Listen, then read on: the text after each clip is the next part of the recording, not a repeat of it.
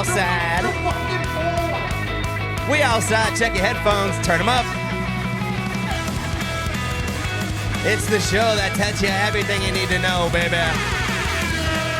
We learn you everything, baby. Cameraman Guido Papi, the BBE Podcast. We are here in the building. Yes, sir. Make sure you check us out. YouTube, Rumble, Spotify, Patreon for the bonus content. Guido Papi. We're working on a lot of stuff behind the scenes. And if you want to see some of that too, check us out. Instagram, TikTok. We're going brazy, baby. We're talking cash money. We're talking tech, gaming, and a whole lot more on the show today. So make sure you tap in. Stay locked in. Guido Papi, how are you doing today, my brethren? What's up, bro? Hey, am I looking a little more tan lately? Yo, yeah, you have got some sun. For those who don't know, you have been spending some time at the beach. So, congrats on that. You're looking great, my boy. Congrats. Yeah, I'll tell you what, I've been house sitting out in Ormond for a homie, and I'm probably not going to do this again. See, I don't know how much you want to dive in. I miss my bed, bro. I miss my bed. Yo, it is pretty crazy. Underrated. Like when you go to a hotel or do anything, you're away from your bed for like 2 weeks and you go back to the bed, bro. Yeah. It's a crazy feeling. Oh, dude, yeah. Like I went back to my house the other day just to like switch out some clothes, and I like laid down on my bed and I was like,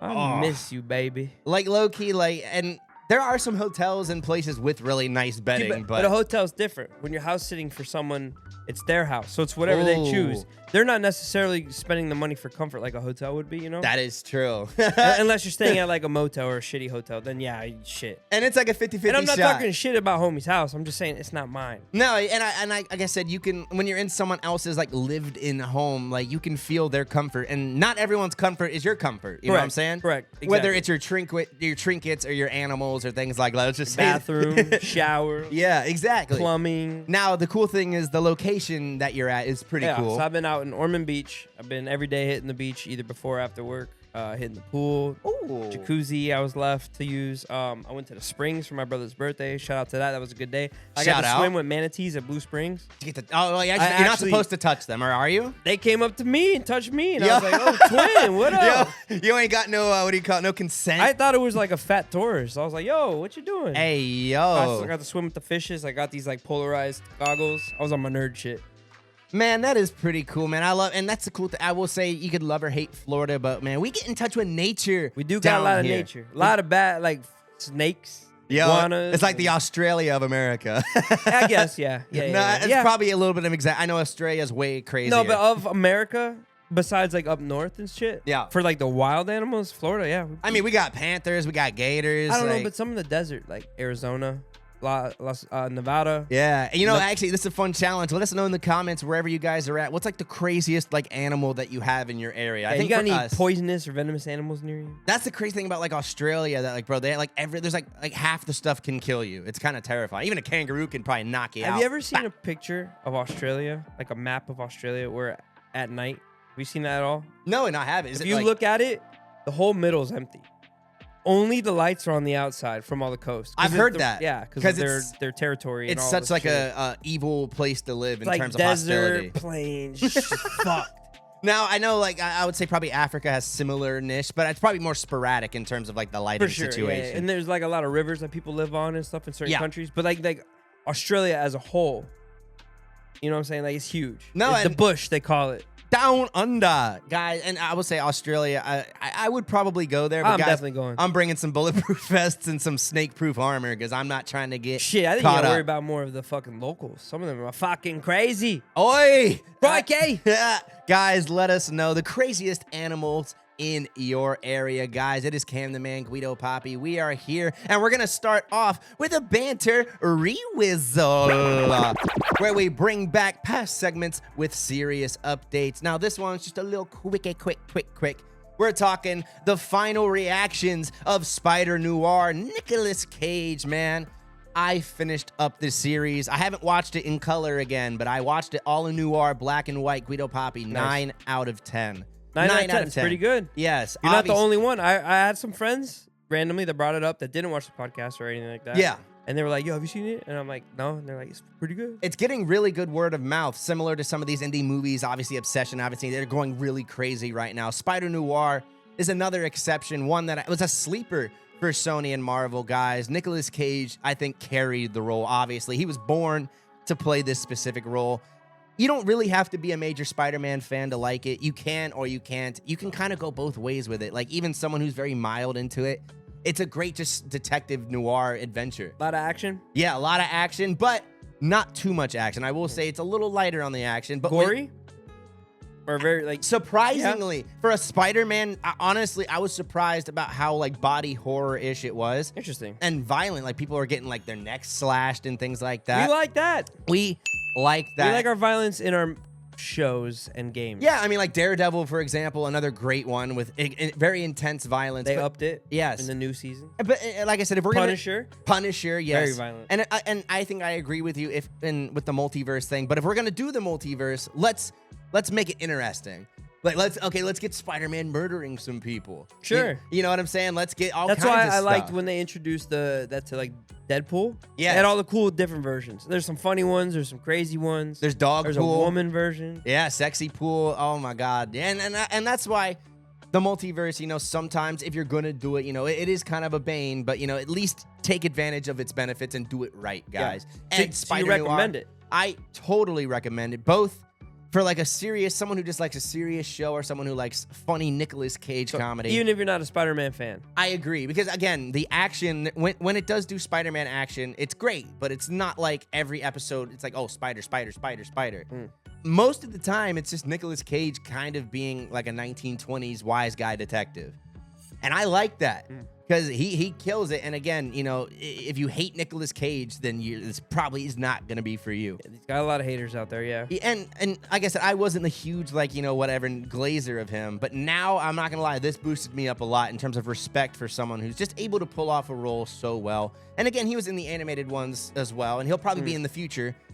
So shout out to Nicolas Cage, and guys, a 9 out of 10 from Cam the Man for Spider-Noir. Go check it out. I'm going to rewatch it in color. Yeah, I'm going to check it out. Honestly, please do. At least, like I said, watch it. And like I said, I'd love it if you get hooked on it. I know. And the good thing is, let me know how you feel in terms of it. Is it too spidery, or is it like... Yeah, I'll give you, I'm not a huge... I like Spider-Man. Yeah, it's the Tom Hollands, the Andrew Garfield, whatever, all that. Toby's is my least favorite. I'm sure you'll go see the new movie that comes out. For sure. Yeah. Maybe not in the theaters. Maybe not, but... Maybe we'll work it out. I'll at least check this out, and I'll give you a real thing. Amazon Prime, right? Yes. It is, and that was the other. I've talked about this, but I hope Prime gets more stuff like this. They're killing it right now in terms of the Boyz. They've got Invincible. They've got this. Right now, Prime is really like getting up there in terms of competition, and the fact that you get like Prime along with, you know, like your regular Prime subscription, that is pretty good. Like, you better watch out, Netflix. You know, Netflix better start delivering some fucking groceries or something, because I agree. Know, hey, let us know. You know, Amazon is the bane, but you know, sometimes they do something right. Yeah.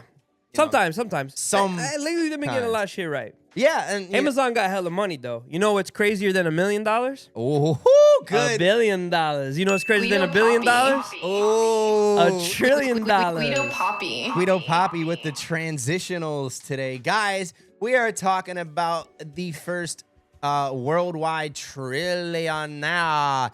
He make our money, baby. Is this clickbait? No, well, okay. Now I've seen a lot of different things here. This was our AI breakdown from the robot himself.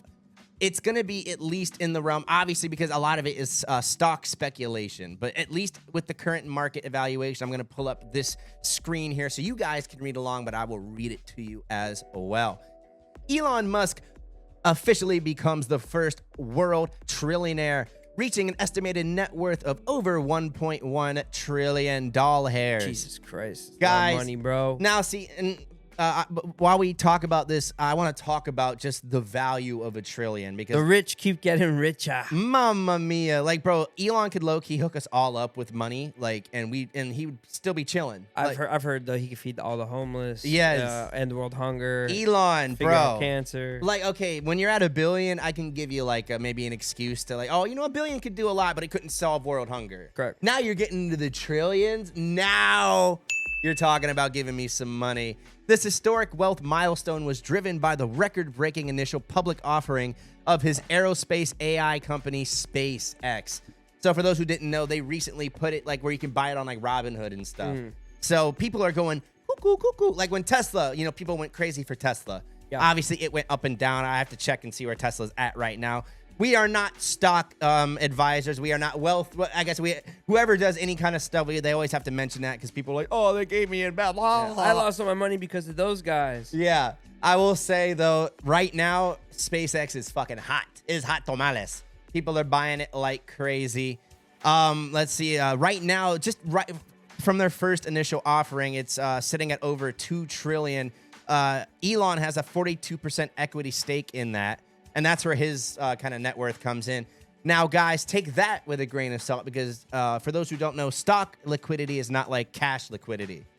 You know what I mean? To where it's like he can't like just take that money and go buy $1 trillion worth of shit. Like he would have to sell the stock, and then the stock probably would, as he sold it, would lose value and because he has such a big stake in it.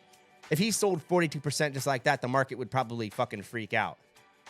And so, and that's true. And guys, $1 trillion, Guido Papi. I really want to talk about this because that's the part that really blew me away. Like even $1 billion blows me away. How many people are in the world? I don't even know. Trillionaires, there's none. He's No. How many people in the world right now currently? People, just in general. Oh, okay. It's around 8 billion people. 8 billion people. Roughly. So Obviously, he it's... could give everybody $1 and still have a shit ton left over. See what I'm saying? Yeah. He can give everybody $1,000 and still have a shit ton left over. And that's pretty crazy. Obviously, I'd love to know how much, like, let's say, liquid cash Elon has, That's because crazy. he's always been one to like reinvest his money in terms of like all his companies and things like that. Obviously, he's not living broke. He's got mansions and he's got everything. Probably AI robots giving him the. We need some like expensive items, like things that are insane. Like how much does the Eiffel Tower cost, and see how much that costs. Yes. And compare it to like $1 trillion.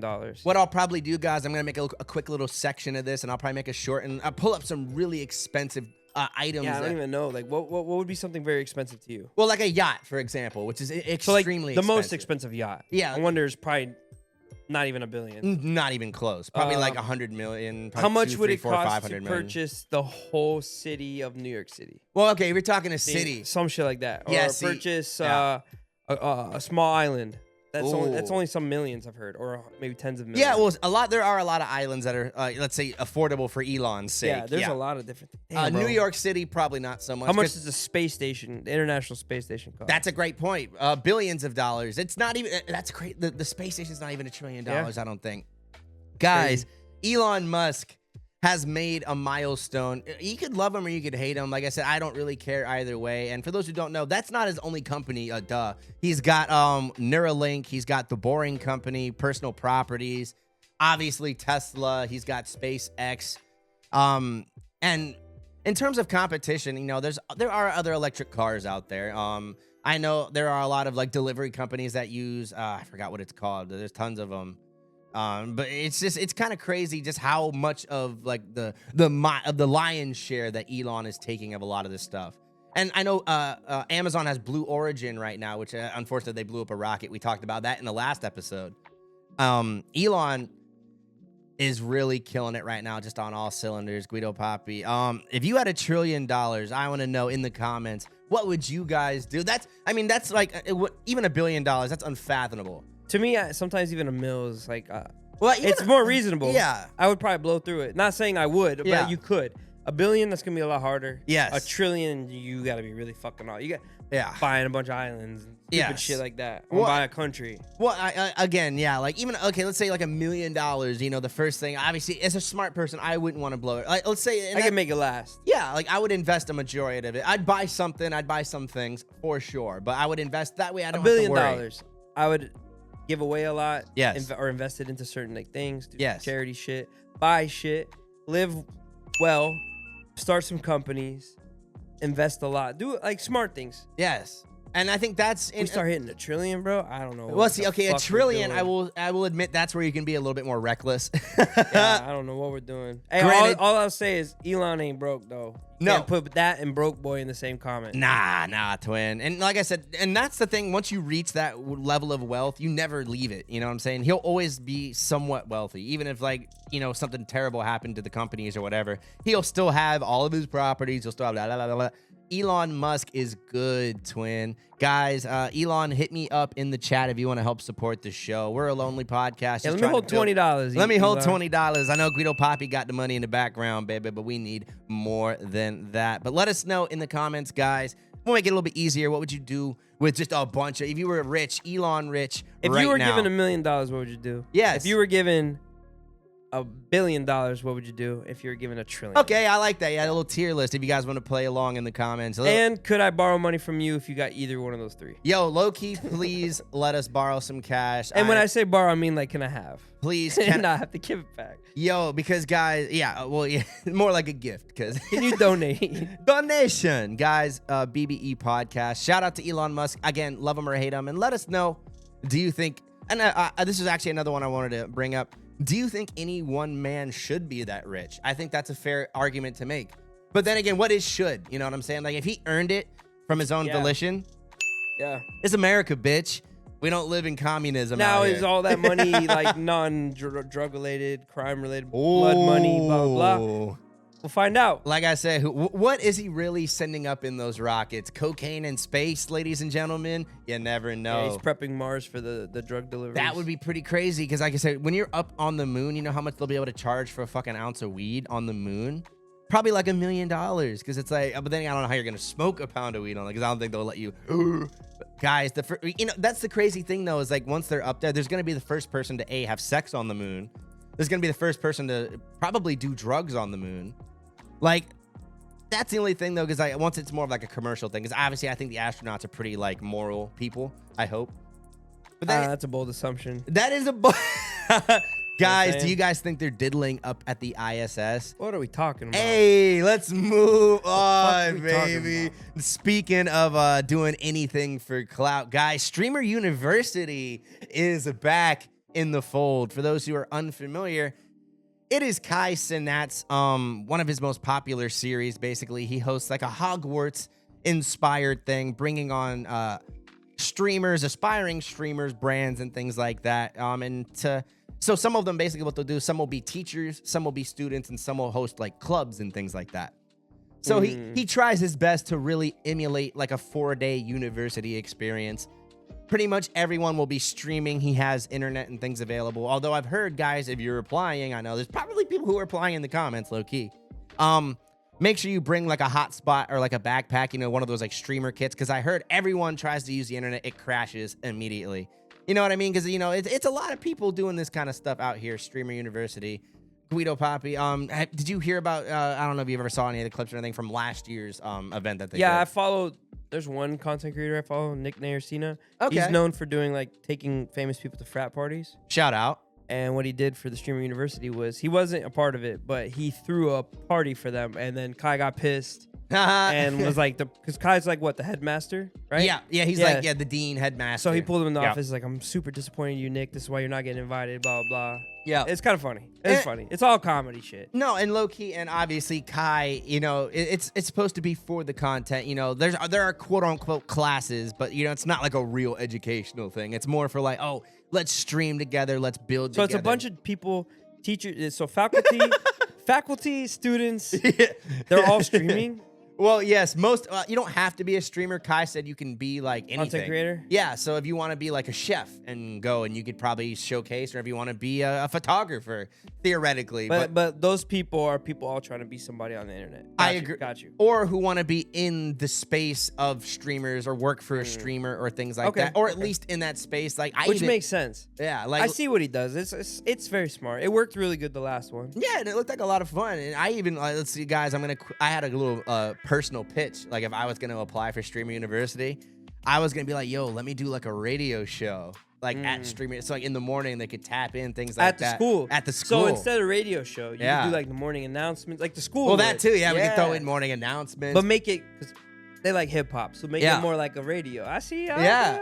I was like, because a lot of people. Oh, then I could be the DJ and you could be the host. That's why I was like, I might even, you know, just for shits and giggles, like put in an application. You know, when are these applications done? The apply process. Well, it's still. I don't know if he's even announced the date yet. At least as far as I know, he hasn't. People are still waiting because he also has in-person dates, which I'm actually gonna pull up some videos so you guys can see. Because people are fighting and they're scratching. Kai, please notice me. And I will admit the fucking pitches that these people have. I bet they're probably Because terrible. 99, because again, I don't know how I think my pitch, like I said, I'm not trying to glaze, but it's a different pitch. Not a lot of people probably come with that pitch. But you're at least trying. Exactly. And it goes with like what I'm doing. You know what I'm saying? But a lot of these guys are quote unquote streamers, which they use that term fucking loosely nowadays.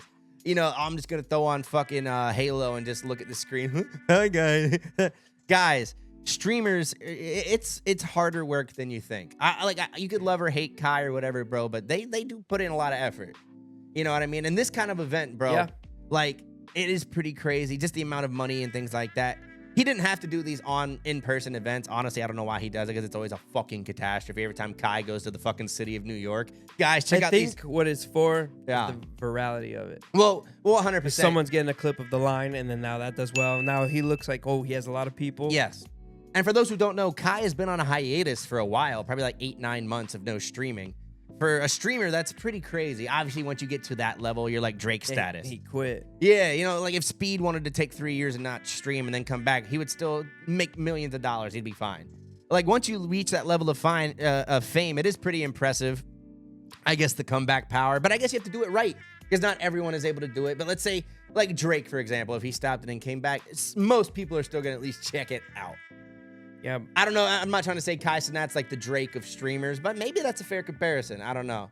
Let us know in the comments some of this top. I think numbers-wise, him and like Speed and them are pretty high up. But then if you talk internationally, there's a lot of like really big like Indian streamers, Chinese streamers, Russian streamers that kind of blow them out of the water, guys. But guys, I'm going to pull up these videos in New York and let us know. He actually has 3 different cities he's pulling up to. The first one was in New York. He's going to be pulling up to LA, and he's also going to be pulling up to Atlanta. So if you guys want to go meet him in person, that will be your chance. Right here. This is insane, though. I did not know. I didn't know the line was this long. Hey, yo. This line is long. Y'all the real streamers back here. Ain't nobody streaming. And guys, like we're gonna be talking about our sports corner. It's a packed sports corner because this is happening at the same time as the Knicks madness. Like, I feel so bad for the fucking New York Police Department. Jesus Christ. They know what they signed up for. But that is true. They make hopefully good money. I don't know. Civilized back here. The line is really long like this, though. Wow, it's pretty 12, crazy. By the way. Nigga, I'm taking 73 black shots from but watch it. All right. What he? Yo, this is not real, bro. This is not. And guys, real. these people are waiting just for the opportunity to quote unquote apply in person to Kai's. Now, for those who don't know, Streamer University, at least this year, has 2 application processes. You can try to meet him in person for this, or apply online. I'll do both if you're gonna do this one where you go, do both. Guido Papi, I like where your head's at, because, dude, if you're gonna go through all this fucking effort, so many of these guys are pulling up and they're like, "Oh, I didn't think I needed to do an application." That's the one bad thing about in-person interviews and shit. Yeah. Like, there's a chance you might not get to meet with the person. And for those who went to this, sadly, that was the case because they got too fucking crazy. They got too rowdy. People were pushing and shoving and skipping and shoving. That's always what happens. And the police had to stop it. They were like, "Guys, that's it. No more Kai Cenat. That's it." Kai didn't even shut it down. It was too much. They were like, the line was taking over the streets and things like that. Guys, I totally understand it. I mean, even this is a lot just to have out on the fucking sidewalk. I think he rented out like a community center or something like that in order to be able to do this. Even girls were fainting from, I think it was like a small minor version of Crowd Crush. Like, you know how that happened at the Travis Scott concert a few years ago. They were just pushing and shoving so fucking hard trying to get inside because it was like a first come, first serve kind of thing. So it was madness, dog. Guys, go across the street. Go across the street.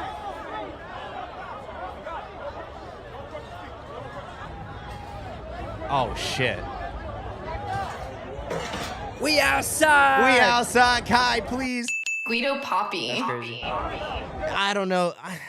I understand it in terms of like, guys, I know we all want to be discovered in some way or another. If you're in this space, 100%, because even if you just attend Streamer University, that is likely to boost you up at least like somewhat. Like if you pop in, even for a second. Because that's the hope, to get something viral or be in a clip or something, and then you roll with it. And that's the thing, because Kai, you know, like even for the smallest guys, he at least talks to everybody at least once who attend. Like he'll come and be like, "Hi, I'm on your stream." Like even for 5 seconds, obviously he doesn't hang out with everybody forever, but I wish, but it's not like a paid thing either. And I believe it's also going to be a 4-day experience this time. Guys, across the street.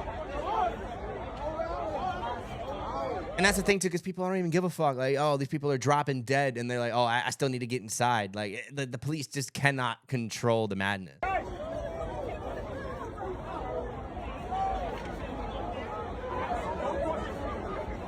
go across the street. And then Shorty comes back and she's like, "Yo, who saved my spot?" Kai, please. I will say a lot of shorties are just trying to get in by shaking ass, bro. It's kind of funny because Kai's like kicking him out immediately. That is a pretty W. You got move. other talents, baby. Yes, and it's a little unfair that you think you're just gonna be able to shake ass and get in. I mean, I'm sure Kai is gonna let in a couple like that. I'll let him in. Guido Papi. Let him in, baby. Have like let him in the back door. Be like, hey, you ain't waiting in line. Yeah, I quote unquote work for streamer. I opened the back door. Like, yo, I saw you out there. You were shaking ass. It was fine. Come out this back door. We gonna go straight meet Kai. I'm a representative. Come. Like come. You want to see my pad? Hey, and that's how. And it's funny, a couple of the streamers we know actually pulled up to tried to get in here. Canel Joseph, we watched him a couple times. I know Zach Cray is going to try to pull up to one of them as well. I hope Fred pulls up for an opportunity. Nice. A lot of people, though, I've noticed, they'll post AI pictures or some bullshit thing saying they're going to do it. Tag it for clout. Yeah. And then they don't even do it. Yo, and guess what, guys? There's a lot of people doing that. Kai, I'm gonna put you guys on game. Kai has made an announcement, too. If anyone posts like AI like posters of them at Streamer University winning or like getting in without them actually getting in, he says you're disqualified immediately. Oh yeah, well, like if you try to clout hop it, there goes Fred, there goes all of them. Did they do all that? Did that, yeah. Oh no. Yeah. Oh man. Did you see it though? Is the question. Now, a little bonus story. I don't know if you heard about this, but in competition with this, Soulja Boy. Yes, Soulja Boy has announced Rapper University. Let me get the wrong answer sound effect. Yeah. Get the fuck out of here, Soulja Guys, Boy. It's a little bonus story because I saw this. The story is Soulja Boy was like, "Yo, Kai, invite me, dog. I'll make it." And he was like, "Hell no, bro." Kai at least allegedly denied him. Who knows if it's actually? Because who knows? But. Yeah, Soulja Boy was like, you know what? Fuck it. I'm starting Rapper University. The comments on that post were like, who's going to Soulja Boy Rapper University? You haven't had a hit in God knows how long, yada, yada, yada. Guys, I don't hate Soulja Boy as much as most people do. I don't really care. Guido, I don't know if you're like, I think he had his time in the sun. I think that's fair. Yeah, you got like a couple songs I like. Kiss Me Through the Phone. Yes. LOL smiley face. Yes. And that's it for me. But I will 100% agree. He's kind of scummy. He's scammed people. I don't know if you ever heard about Soldier Game. Like, the console. Oh my god. Yeah. Guys, let's just say he is not afraid. And obviously, when you lose that fame, you got to make money somehow. That's true. You got to pay for the change. You got to pay for the house. And Soulja Boy is not one to be known to I'm the first rapper to do blah, blah, blah. He's the first rapper to lose all his money in 5 seconds. I love, I don't know. I love sometimes like hearing him like I feel like in small spurts, I enjoy him. But like over a long, I can't. Like when he went to Rolling Loud, when we covered him, when he did the headline, that was fun. Like 30 minutes, Soulja Boy. I skipped that part of the live stream. Well, the fact that he was headlining along against like the main people like fucking Ken Carson, I'm like, really? You have to be like an old head, low key. I get like if you never heard of Ken Carson, I guess okay, I'll go to Soulja Boy. Fuck it. But let us know. Which I'm sure there's some OGs there that were like that. Yeah, but Streamer University and Rapper University, they're going to be two competing enterprises, guys. If you're excited. Trash University, guys. I don't know how. Like I said, I'll be honest. We'll break down like my honest opinion. Like I think Kai, I'll give him his flowers. It's a unique idea. Obviously, it's just Harry Potter, and he it's funny because he uses a lot of like Harry Potter branding, but he just generalizes it as like wizards. And I like the promotion and the videos they make for it. It's really good. It looks great, and I will say shout out to him for his production. And obviously, that's a lot to having a lot of money doing this and that. Obviously, you can afford big production like that, but you also have to have the creative vision to do it. That is true. So shout out to him for doing it. And if you're going to apply, make sure you apply to the right site because there are a lot of scams out there. A lot of people trying to get people to pay for like applications and to skip the lines and things like that. Bro, I've heard a lot of crazy stories. People believe it. People are low key tweaking out because like I know a lot of people lost. Oh yes, shout out. Oh, shot time. Shot. That was me telling him, shut the fuck up. Shut the fuck up. Yes, we are gonna guys, if you're going to Streamer University, guys, if you want to apply online, it's streameruniversity.com though, if you want to go apply. But go on his Instagram and you can see the 3 dates. Obviously, by the time of this recording, I'm not sure. Did he drop like a cool promo video with the new Harry Potter style? He did. Okay, yes. I missed out on all that. It was like his first post back in like months, so that's why people. It did even better, I think, because it was obviously it's been 8 months since he's been off my feed, yeah, because I don't follow him, so he's been off my feed. So that's good. I'm tired of hearing the "we outside" clips and all that. I agree. He's been at least in his eyes on a reflective journey. Guys. Well, I heard he was doing clothes and. Yeah, actually, it is funny. I don't know if he's still doing that. You know, maybe this is just a quick break. You know, it makes some more money. Because again, the funny thing is, like these streamers, they have subscriptions similar to how like Patreon and things do. And Kai did not, because they have an option to like pause if they want to like pause their payments when they go on break. So that way people don't get charged while they're not streaming. He was like, nah, rack it in. He was making that money, baby. So You're people not stupid. So it was like 8 months of him making like $100,000 a month, just like for doing nothing. And Thank you for the free money. And no hate, I would do the same thing. Fuck it. Like, you know what I'm saying? Like, as long as you're not quitting forever, like if he was never going to stream again, then that's fucked up. Yeah. But now that he's coming back, more people are even going to subscribe, and maybe he's going to increase the prices, grandfather effect. So maybe those people who stayed lucked out. Streamer University, if you want to apply, do it. Maybe I will apply, and we'll be the radio boys. Guys, wake up, get your ass to class. Cam the man, Guido Papi. We are moving on to something a little more serious, actually, that happened in our area. Kind of a fucked up thing, I ain't gonna lie. More out of just pure stupidity, Guido Papi. Shout out to you for finding the video. I'm gonna pull it up here, guys. Yeah, check it actually, out. hold on. Let's not drink. Let's not do a shot just yet, because this actually has to do with drinking. So let's wait till after. I don't condone this. Good. You know what? Do you want me to set this real quick? Yeah, set this up. Yeah, let's see what's going on here. All right, so we live in the Central Florida area. Yes. We're the local boys out here, and the closest beaches to us. We're in Florida. You know, everyone loves the beaches. We got Daytona, we got New Smyrna, we got Ormond, all the way up to St. Augustine. All beautiful. You go to the other coast, you got Tampa, Sarasota, St. Pete, blah, blah, blah, right? Me and Cam, we like to spend some time at the beach. We go to like New Smyrna or Daytona. It's America's, most famous beach. That's what they're known for. Yes. So they claim. And New Smyrna is the shark bite capital. Of the world, yeah. Like, of the world, not just the United States. Well, yeah, of the world, ladies. And it's a great spot for surfing. A lot of people love the NSB area. But yeah, I was supposed to go to the beach this day, and I had got ready for the beach and everything. And it was my brother's birthday, and we decided to go to the Springs instead. Oh, I didn't know that. Where this just happened at, where we're about to show you this video, was at the same exact entrance we were probably gonna go. Wow. And for those who don't know, this is a lot of some states don't have this. It's called a drive-on beach. Yeah. So here in Florida, certain beaches allow you on the East Coast to drive on them. Yes. There's a lot of rules you have to follow to do it, but you basically go off the main road. Yep. Onto like a toll booth. Pay a fee, or if you're a resident, you get in for a discount or free, or depending. You have to have like a pass, I think. You have to apply or whatever. And then you drive on the beach in a certain area, and you can park on there or just cruise the beach. There's all different things. It's very controversial because in the past years, people have been run over and killed, or drunk animals, or drunk people driving and fucking hitting people and stuff. Wait, how do you feel about it? Hold on, I'm gonna get to that. Okay, I got you. And then they've been fighting that though, and they've changed a lot of the rules. But because back in the day, you know, like that's where NASCAR's from. They would race on the beach, right? Oh shit! They didn't give a shit. That. Oh yeah. Wow. Yeah, they wouldn't give a fuck. And then over the years, you could just drive your car on the beach. No one gave a shit. People started fucking up, and then that's when they make rules and blah blah blah. Speed limits and that. So I'll get to your question after we watch this. Okay, yeah. Let me pull this. But up, yeah, guys. so this happened in the morning. I'll just let the video speak for itself. Yeah, I'll pull it up, guys. Check it out, YouTube and Rumble. But we'll also describe it after for the audio only. Some lady got drunk as shit and decided to say, "Fuck the toll booth. I'm not waiting," and drove through it. No, as absurd as this is, like I said, unfortunately, it has kind of a sad ending. If it was like I said, if it was completely empty, nothing bad, then it would have been kind of funny. You know, how stupid, dumb bitch. But guys, just watch the video. I'm gonna let him go. I need an oat to your tank right now. Where's this driver?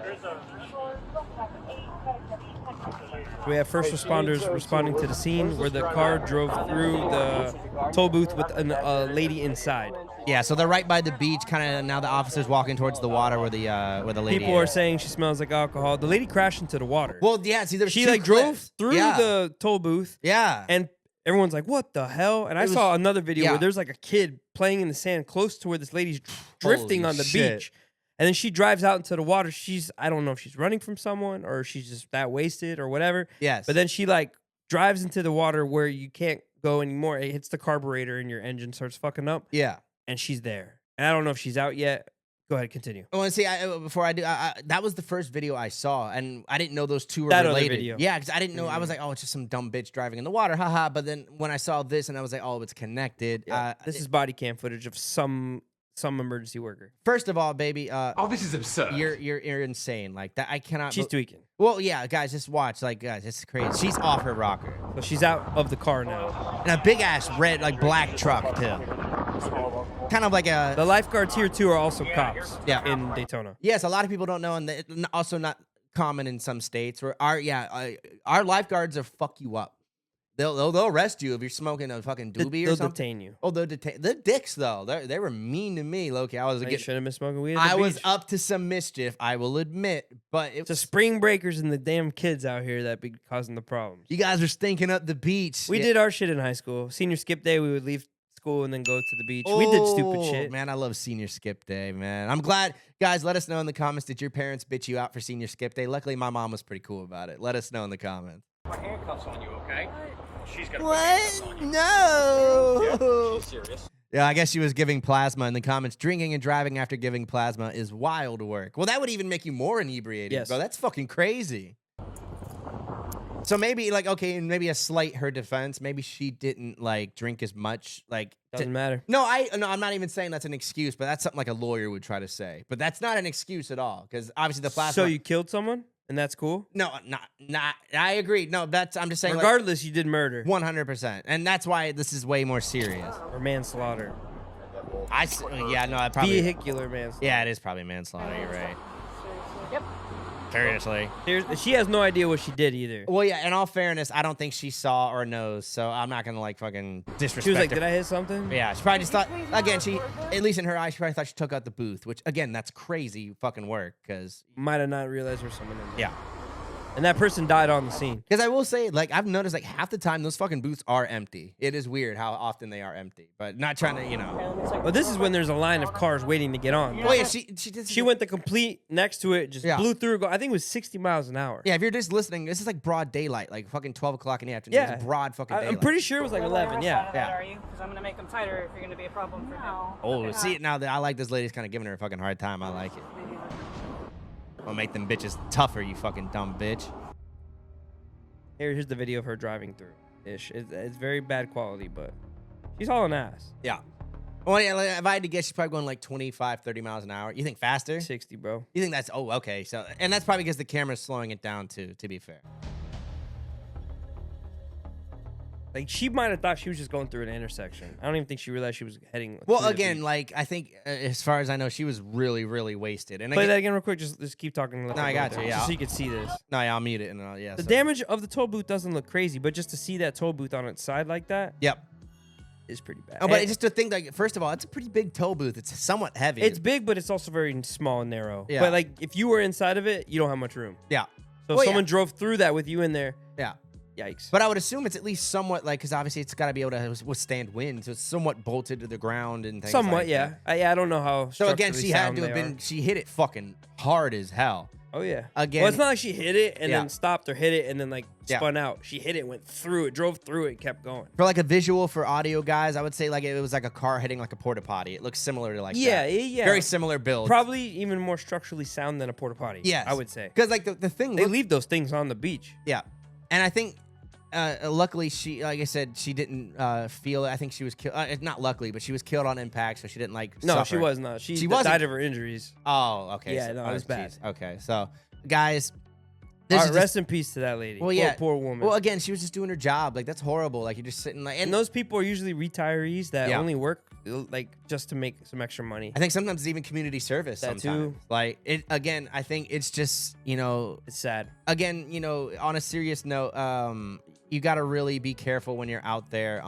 You got to really take your time. Don't do anything crazy because and enjoy every moment. I think ultimately because again, you never know what's gonna happen. I'm actually gonna skip ahead. Let's do our other more somber topic. Let's get them both out of the way. I think. Oliver Tree. Let's talk about that because I don't want to play the silly videos and then go back to this. That'd be kind of silly. For those who don't know, this is kind of breaking news. Obviously, at the time when we release this, won't be as breaking, but still pretty new. Oliver Tree has died in a tragic helicopter crash in Rio de Janeiro. I'm not going to play the video, nor I don't think can we in terms of YouTube. Basically, 2 helicopters collided. They're still investigating as to how it exactly happened. Guido, I don't know if you heard anything more about what happened. But well, I mean, I'll be honest with you. So this happened yesterday. Yes, at the time of this recording, yeah. I would honestly, I mean, like, I didn't believe it. Yes. No, I thought it was fake. I know Oliver Tree and his antics, and he likes to, fake deaths. And I didn't know that at all. And you put me onto that. Publicity stunts, and I'm retiring and come out of retirement, and he's a little manic.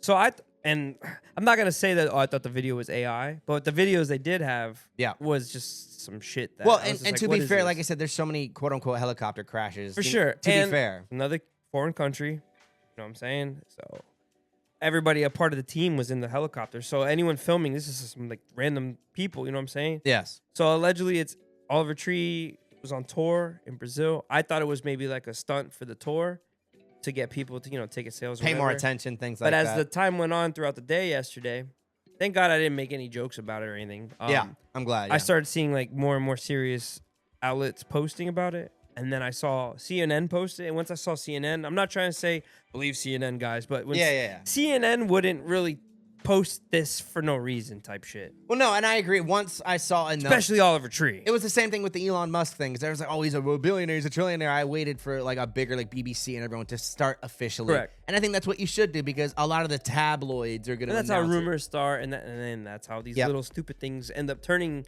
real. Everyone believes them. Yes, but and then sadly, this is true. Unfortunately, yes. Kind of just an unexpected thing. He was doing. Go down a little bit. Sorry, I want to see when that's the date. No, we're the same age. Oh, okay. Me and him. Yeah, so 1993 to 2026, man. For those who don't know, again, I wasn't like, an insane fan, but he's got some pretty cool songs, very alternative vibes, but in my opinion, a very positive kind of feeling music. Would you agree with that? Music-wise, yes. I would say overall, it has good messages. He talks about a lot, like how celebrities idolize materialism and shit. And he was like, also fuck the system and fuck the normal kind of route. I mean, he went from his crazy style and also like his dress. He would rock the bowl cut for the longest. I don't know if you guys know too much about him, but like I've always seen him. I wasn't a huge fan, but I always seen him. And I grew up kind of like fucking with the music eventually. Right? Yeah. Became soundtracks. And then he switched up his style to the mullet. And then I cut my mullet because I was like, giving mullets a bad name. but he is very manic to me and very all over the place. I've seen him like fighting with people. Yes. But also I hear a lot of like I didn't know the love for him was so great because now you see all the RIP posts and all that stuff. I agree. All the people that know him. I saw a lot, and then I was reading some messages. But this could be our quick little discussion. When someone of status, whether it's a celebrity, musician, artist, actor, politician, whatever, dies. It's pretty crazy how quickly everybody hops on that RIP train. I agree with you 100%. And again, it's not like a bad thing or a good thing. Obviously, some people are going to do it. Obviously, it's fucked up because that's, okay, if I talk about him right now, it's going to get clicks, And I mean, I guess, let's be fair. We're kind of doing that to an extent. This is a show that we are looking to maximize our clicks as well. Yes. That's why we talk about some trending topics, obviously. Yes. And I think it's about how you do it and the taste of it and things like that. And, How would you, if it was you, Cam the Man? Yes. If you're ever posting an RIP post about something. About someone. Okay. Someone. Yeah. Whether it's a famous or even non-famous, someone local, whatever, blah, blah, blah. Yeah. Or like, God forbid, someone close to you, like a family member or whatever, right? What qualifies for you to make it okay? Well, I would say, because I would say a story and a post are a little different too. Like a story, I'd be a little bit more loose. Okay. If it's like a post, probably like a really close friend or someone like a family member. Someone you know, really close. Yeah. Someone you're fucked up about. Would you say? I agree 100%. Yeah, someone who I'm really, because I don't post a lot of like super personal stuff like that. So if I'm gonna do it, I'm really gonna be feeling it. It's gonna be like a very heartfelt message. I want it to be real and things like that. That's not like it's something I'm posting for clout, Because some people will fucking do that. Oh, my mom died. Help me out, hook me out. Check me out. I've seen too many stupid things like that. It's fucked up. There's the famous one of like the lady had like a baby who had like a fucking disease, and she's like fucking TikTok dancing in front of the fucking crib and shit. There's so many people clout hopping, and again, love it or hate it, I don't, I get it. Again, we're doing it to an extent. It's just news, though, ultimately. When someone passes away, I think it's the duty of some places to talk about it, but it's just how you talk about it, it's how very you sensitive. sensationalize. But what makes it okay to do a story post then? Oh, I would say a story post, that can be a little looser. I will agree. Maybe like let's say it can be a friend, maybe a less close friend, or like someone you idolize, or like a professional or something like that. That's where I would put. So you still saying you would post it because you fuck with them in any like form. let's say like God forbid, let's say like like Wiz or something. I would. You fucked with them. Yeah, I'd almost even post Wiz because I really had I fucked with it. Yeah. But let's say like Drake or something. I'd post at least on my business pages and like in my stories and things like that. But that's a little bit different. That's more of like a news angle kind of vibe. So it's tough, yeah. And Got you. Morally, yeah. And that's where we're different. Yeah. I would only ever story post with anything, right? Someone that actually affected me, or someone that I'm actually like close with, or something. I would never but I don't run a business like you have. My business page is correct. different. Like my personal page, it would have to be someone. Yes, and then I would say for the BBE, right? The only way we would ever post it in story would be like if we talked about it on the show, right? Or it was something that was relevant to a story we talked about. Yeah. Or it was something or someone that we really fucked with. I agree. Yes, and obviously that you know about on the show. Yeah, and there's some people that are universally, kind of in that park, and there's some that are more subjective to maybe me or Guido who we love. And so that's why ultimately it's our show. You know what I mean? We're going to talk about, you say if someone that we love passes or whatever, we're going to talk about it. Or if someone big, let's say like Oliver Tree, who's just a more general thing. I liked Oliver Tree. Yeah. I didn't like the personality so much. He was very wild. But a lot Very of people like yeah. that. Very captivating. I could at least say that. Very interesting to watch. Well, like I said, he came out of the gate. His marketing was interesting. I didn't follow him, right? Yeah. But every time I saw him, I was like, oh, I remember. The bowl cut guy on the scooter. Yes. Or the guy that's yelling at Bobby Lee and kissing him on the cheek. Or all the crazy shit. But over the years, I started to like his songs. And some of the songs are really fucking good. And he's from California, Santa Cruz area. Shout out. I mean, that's close to, not too far from where I'm from. So yeah.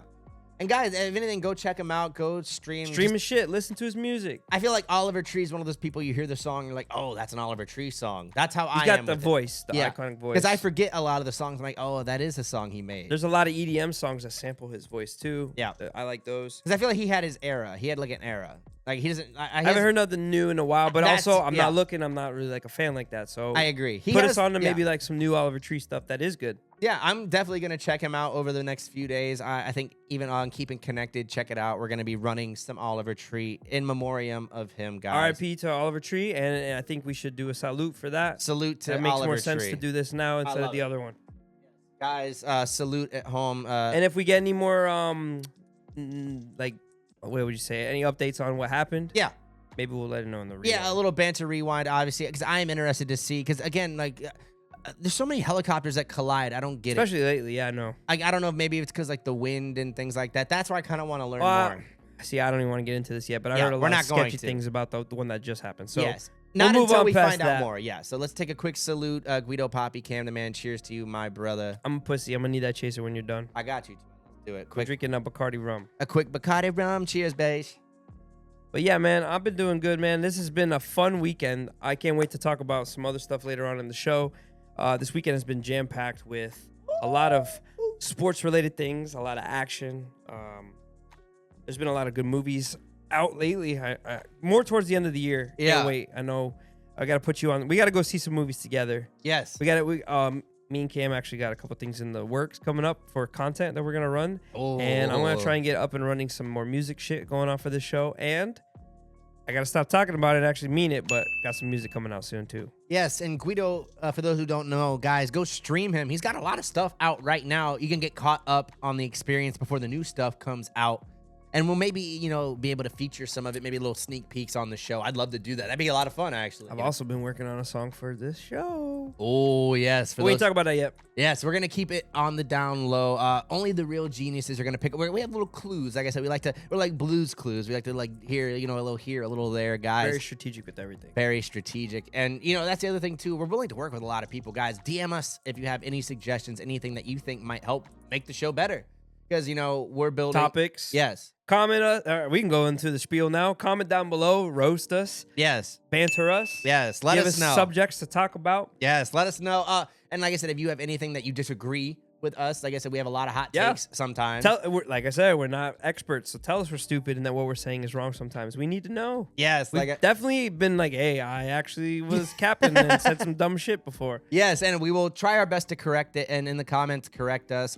If you want to see anything, again, DM us at Big Banter Energy. If you want more seals, more sea lions, I know you guys love it. I know you want it. Please. Pizza time. Please come. I want to laugh, so show me something that'll make me laugh. Yes. Hey, if any other funny animals, you know, if we get enough, I will make it a fun segment, guys. Oh, and check out my background. I got new comics. If you guys have any suggestions for any cool background items, or if you want to send us anything, DM us. We might be able to make it happen, you know? And we are back here, new and noteworthy. We are moving on because the AI is fighting back, Guido. Yes. I've seen a lot of videos like this where people build these like super advanced robots meant to do a task, and then it like punches the owner in the face.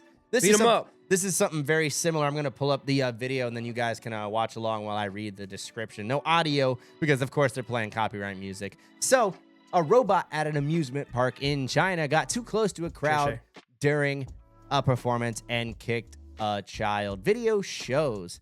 Now, the Chinese state media reported that the park paused the performance after the incident, but that the child was not seriously hurt after this big old Buddy got hit in his marble sack. Yeah, for those who may be only listening along, it got him pretty well in the tummy. He's got like a cool little blue afro on this robot. But he thought he was Sugar Sean. Yeah, Sugar Sean, the AI edition. Now, it is pretty crazy to think, like, just imagine, like, let's say, like, one of these robots had, like, a gun or something. Oh, whoops. Just shot. Oops. I just sprayed the crowd. This is absurd. Like, it's kind of crazy to think about, like, just how much power, like, have you ever seen those hydraulic press things that, like, squish stuff? It's kind of terrifying. Like, you could put that on a robot and it'll squish your fucking face.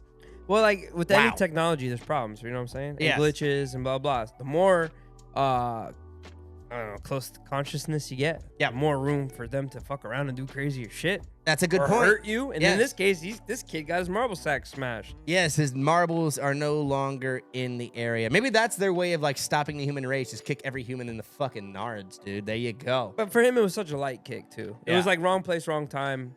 Calculation was off type shit. Yeah, and that's the thing, though. Like, if we give these things too much sentience. Also, China, what are you doing? If you went to fucking Disney in Orlando and they had that, that would be bad too, bro. Yeah. Well, that's the thing, though, because China really doesn't give a fuck about the regulations. No, they're super into it. Yeah. So they probably got robots that are like doing horrible They're telling like things. Americans to buy them and bring them over. Yeah. And it's just terrifying that just the who knows when we're old and cold and full of mold, just what these robots are going to be doing and capable of. They're going to be taking over. I don't know. Oh, people fucking them for sure. Yeah. Oh, well. That's going to be happening I hope right now. Hey, sex bots, let's get them in the chat. Would you like pleasure? Yes, yes. Especially if you could like make it like different celebrities and stuff. Jennifer Lawrence, activate. That would be pretty. All right. If you could have a spiffy. sex bot with anybody as the character, person, whatever, is it Jennifer Lawrence? That's who you're choosing? Nope, Sabrina Carpenter, baby. Pizza time. How about I'm not you, even Guido? gonna ask you how many holes are gonna be allowed on that. 20 holes. Oh Jesus Christ! Damn, see holes where you don't even believe there'd be holes. That's a cool thing about a robot. You could customize it. You can give it the face of one, the body of another. See, this is what you would buy, Elon, if you gave him money. Don't do it. See, Blue Origin, instead of making rockets that explode, why don't you make something that makes me explode? Sponsored by Blue Chew. See, that's what I'm. Blue Chew, hit us up. Manscaped, hit us up. Like I said, there's tons of amazing people. We're trying to get that background that Guido got. We're trying to get some cheddar, baby. But let's move on to someone who's kind of actually funny and similar to the other thing, but less serious. We got a drunk driver down under. It's funny, we were talking about Australia earlier. Now we bring it up again. So, a Sydney woman has pleaded guilty to negligent and drunk driving after crashing into several cars while more than 5 times the legal limit, which I'm not sure what it is. Them Australians love to drink, bro. Yep. Someone sent me this and was like, yo, talk about this. So I was like, all right, let's check it out. So this video is pretty wild. Let's see what this lady does to these poor cars here. This News 7 of guilty to one Sydney. of the worst cases of drink driving. Elizabeth Bourgeois was caught on camera. I missed the part where that's my reversing from problem. a supermarket car park. God damn! What is happening? Is she Asian? Bro. Oh, no, she's Australian. Guys, for those, okay, if you're not watching, she's basically doing like a donut in like a very... No. But Shorty went to hit reverse in her car and then just had a fucking conniption fit and hit... Just held the reverse down and turned and hit everything in the radius. Bro, I don't know if you noticed. They don't say drunk driving there. They say drink driving. I have never seen... She's drink driving right now. Like, just the... And she's... I'm hit play. Run that shit again. Oh, my Damaged God. 5 other cars, including one with a newborn baby in the back she's seat. fucking off the rockers, no. Oh, yeah, she's locked She's up. lit, bro. 62-year-old You can't park there. That's a good call. today fucking pleaded lit. guilty to negligent and She's drink driving older-ish. after blowing more than Plead not guilty to that, bitch. This is your Uber driver. What are you doing? times the legal limit. Guys, that is pretty... So you go into the grocery store, you come out, your car is absolutely fucked, and you just see this lady like standing there next to you, like, oh, I'm getting arrested. Oh, Sorry. my God. Guys, what is up? Okay, I get it in terms of the fact that, hey, maybe we don't understand what we're drinking, or maybe... Please don't drink and drive, yo. It's 2026. Take fucking Uber. No. Yeah, facts. You know what I'm saying? There's no reason. Well, like maybe down there they got like Kangaroo Express or something. Take a Waymo. Waymo.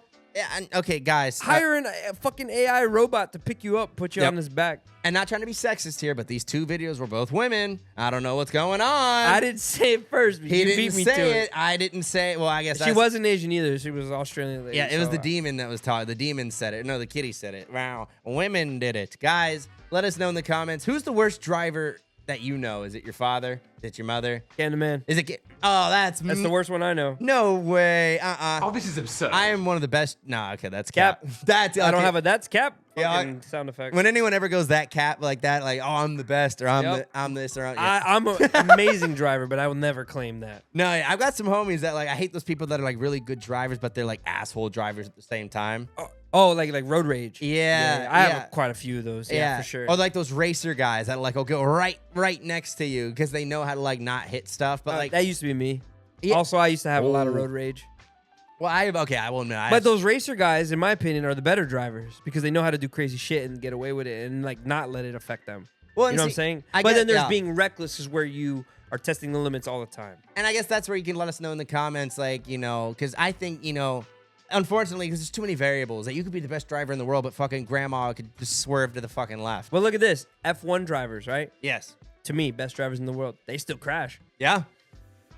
But a lot of the time, it's the machinery and someone taps Well, and that's the thing, too. And like, but that's very true. And they're like the best some of the best trained drivers on the planet, you know, like, regardless of how well trained you are, like, everybody fucks up. We are humans. I mean, even the robots fucked up, as we just saw. They're kicking kids in the goddamn tum-tum. The marble sack. Hey, here's a Guido Papi what was slang. Guido's tips. Do you know what a jalopy is? A jalopy, like a shitty car, right? But it's very specific.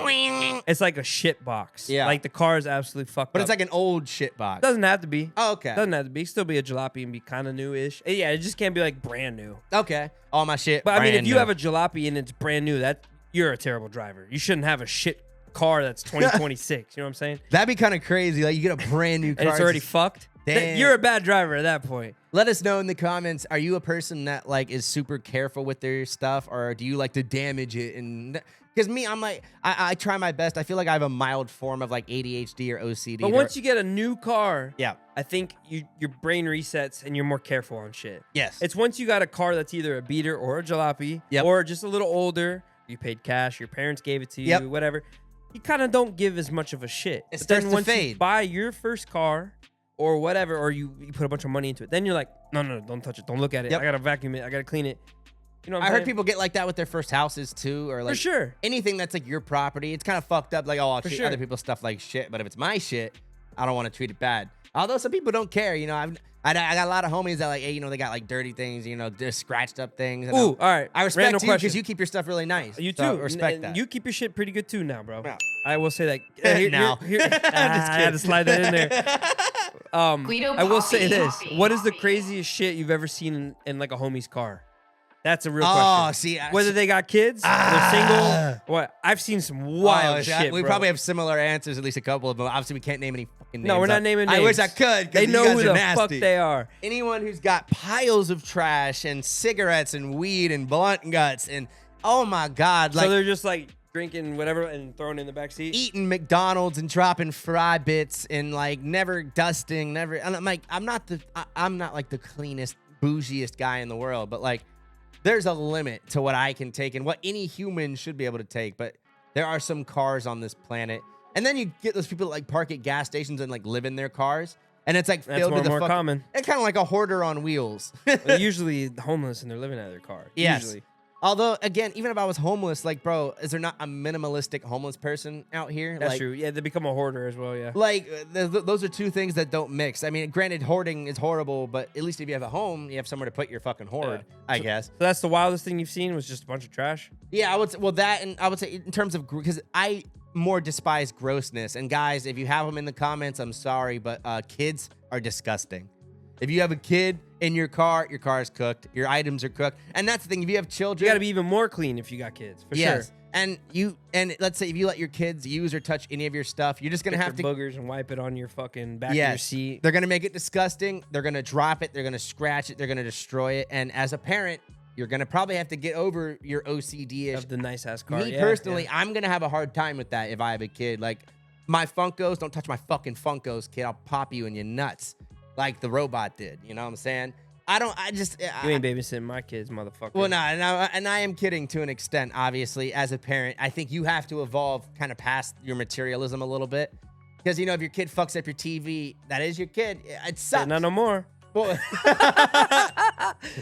Papi. That was good, Guido. The fuck out of here, little one. Mamma mia. All right, wildest shit I seen in the car. Yeah, let me know. I got a bunch right off the head. I counted. Yeah. 67. 67. Not 6'7". That's pretty 67 water bottles, scrunched up, no top, just throwing it in the back of the car throughout all the seats. You know who you are, bitch, and I'm not fucking naming you, but yo, you know who you are. And I've never met anybody else with that many water bottles. And why did you wait till 68 to be like, all right, let me clean it? Maybe he was trying to start up the 6'7" meme. 6'7". Another one. One time, hey, bro, get in the car. Boy's picking me up. Why does it smell so bad in here?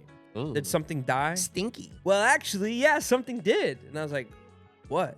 I went fishing and I caught a fucking octopus. It's in the back seat. I didn't have a cooler.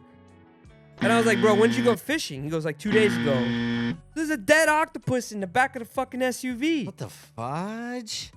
Have you ever smelt a dead octopus not at a restaurant that's cooked? I mean, I've smelt a live octopus. A homie wasn't smelling like roses. It kind of smells like your cat. Yeah. But anyways, that shit is gross, bro. That shit is gross. Also, calamari. Human shit in someone's back seat one time. Ooh. I'm assuming not a child, an adult. I got out of the car. Oh, this is absurd. It wasn't a child, yeah. I got out of the car. I was like, I'm not riding with you, dog. Now, see, obviously, when a kid shits himself, that is gross. But an adult shit, like, anywhere not... This is not like I shit myself. This is like I probably popped a squat in the seat. Yeah. Shit. Close it up. Was like, all right, we're good. All right. Yo, guys. Let us know in the comments. What the fuck are we doing, bro? What are we doing? And obviously, we're not even getting into the sexual things. Because if you're letting people, you know, hoo-ha in your car, there's... Yeah, that should be a game you play. Take the black light to the back seat of my car. Yo, it's funny. I'm not going to name him, but I had a homie hit me up one time. He's like, yo, can I pull my car up to the yard and have sex in your yard? I'm like, what? I was with you, bro. Yeah, I was, and one of your friends, your friends, not mine, texted you and was like, not my friend. And then he texted you and was like, you made a crazy face and you're like, yo, look what this motherfucker just showed me. And I read it. Hey, bro, do you mind? He asked very nicely. Can I park in your yard? Because Cam used to live in this place that had a bigger yard. Yeah. Like, you could honestly have a mini festival in that yard. Yeah, you could park like 10, 20 cars in that yard. Can I just park my car in your yard? It's like, what, 2 a.m? Yeah, and easy. Fuck my chick? Yeah. And see, again, like... At least he's bringing his own car. At least he's bringing his own car. Again, at least he didn't ask to fuck in my room or anything like that. I will agree, but he had an apartment. I was kind of confused. I was like, why? Shit popping up. There's probably trash there. How'd that get in there? Good point. Hey, bro, can I use your dark field to have sex with my lady? Damn. In our car. That sounds like a secret level. At that point, just ask if you could just fuck in the yard. Well, yeah. I'm like, ooh, under the night sky. That's primal shit. That kind of although, you know, in your mind, that sounds great. But, like, let's say you do that during the summer in Florida, bro. They're going to be, mosquitoes are going to be biting your testes, dude. Hey, it's going to be crazy. And you primal, you primal. Yo, let us know in the comments. Are you primal? Let us know. W's in the chat. Where are my fucking primals at? Are you eating raw animal intestines and shit like the Liver King? You ever hear about the Liver King? Yeah, he's fucking dead now. That motherfucker. It's funny he disappeared, brother. That and he got outed for basically being a fraud. Yeah. He was always preaching the au natural, and then try to make a comeback, and everyone was like, "We don't give a fuck, bro." Ah, twin. I will say his determination and some of the things he does do is pretty cool. Yeah. Other than that, I mean, granted, again, you can be, because like I said, the drugs obviously help, but you still have to do some workouts and stuff. So I'll give him some credit. It's not even that. It's the lying aspect and trying to tell everybody it's not true. Because, again, he was like, oh, if you do what I do and you're going to get like this. That's cap. Yes. And so many people do that. We could even have a whole bonus about fucking stupid salesmen and stupid fucking pyramid schemes and stuff. If you guys have a suggestion for a bonus episode, please drop it in the comments below. Cam the Man and the Guido Papi. We are moving on, baby, to tech time. Because it's time to nerd out. We talk all things technologistic, baby. Now, I've got a pretty interesting one, very quick, but for those who are content creators, anyone who's making anything, this is pretty cool. Apple has unveiled its newest updates and upgrades, headlined by two major things. Now, number one, I think the biggest one that most people probably care about is a new and improved version of Siri. Guido Papi. Siri, hello. What do you have your Siri sound like? I have mine as a British lady. I got Australian. Blimey. I be talking shit to my Siri. Because it makes me feel like I'm like Iron Man. You know, I got like Jarvis in my whip. You know what I'm saying? Although, that'd be so cool if I could have like actual Jarvis. That would be sick. Okay, never mind. That's ruined what I was going to say. I was going to say, Siri be talking to me. I might actually turn into Iron Man. You feel me? Hey, also, that'd be crazy. You could have like a Sydney Sweeney Siri. Nah, I don't fuck with her. Oh, okay. Or someone sexy. I agree with what you're saying. Yeah. It'd be like that. Have you ever seen the movie Her? Yeah.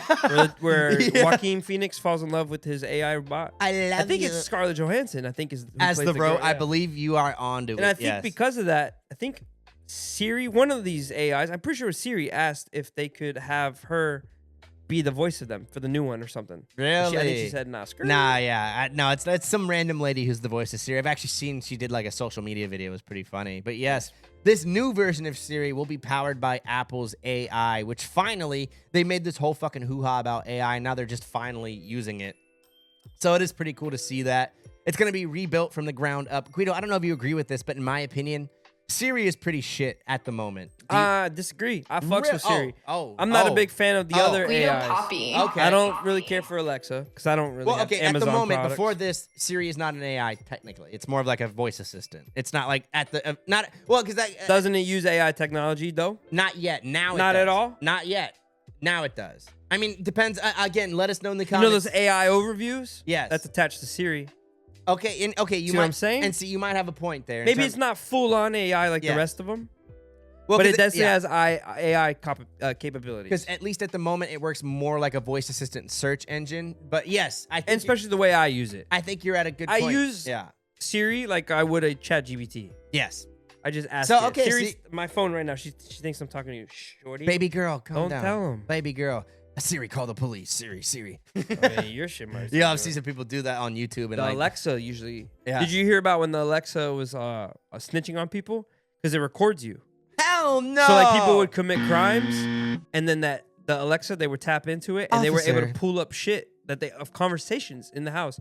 Officer. I guess it depends on the state for the legality and the crime. Officer, he's smoking a doobie. Please come quickly. Well, I think I had to do with drug dealing. Or drug smuggling, something along those lines. You want an eighth of Kush? Uh-oh. That'd be crazy if it played like, yeah, sending police on the way. Yes, but Apple unveils its completely rebuilt Siri AI, designed to be much more conversational and capable than the current Siri. They're going to be adding a slew of new voices. I hope they add maybe some, like we were talking, registered voices. I'd love to add some funny, silly, because I don't know if you ever used to like have an old GPS or something.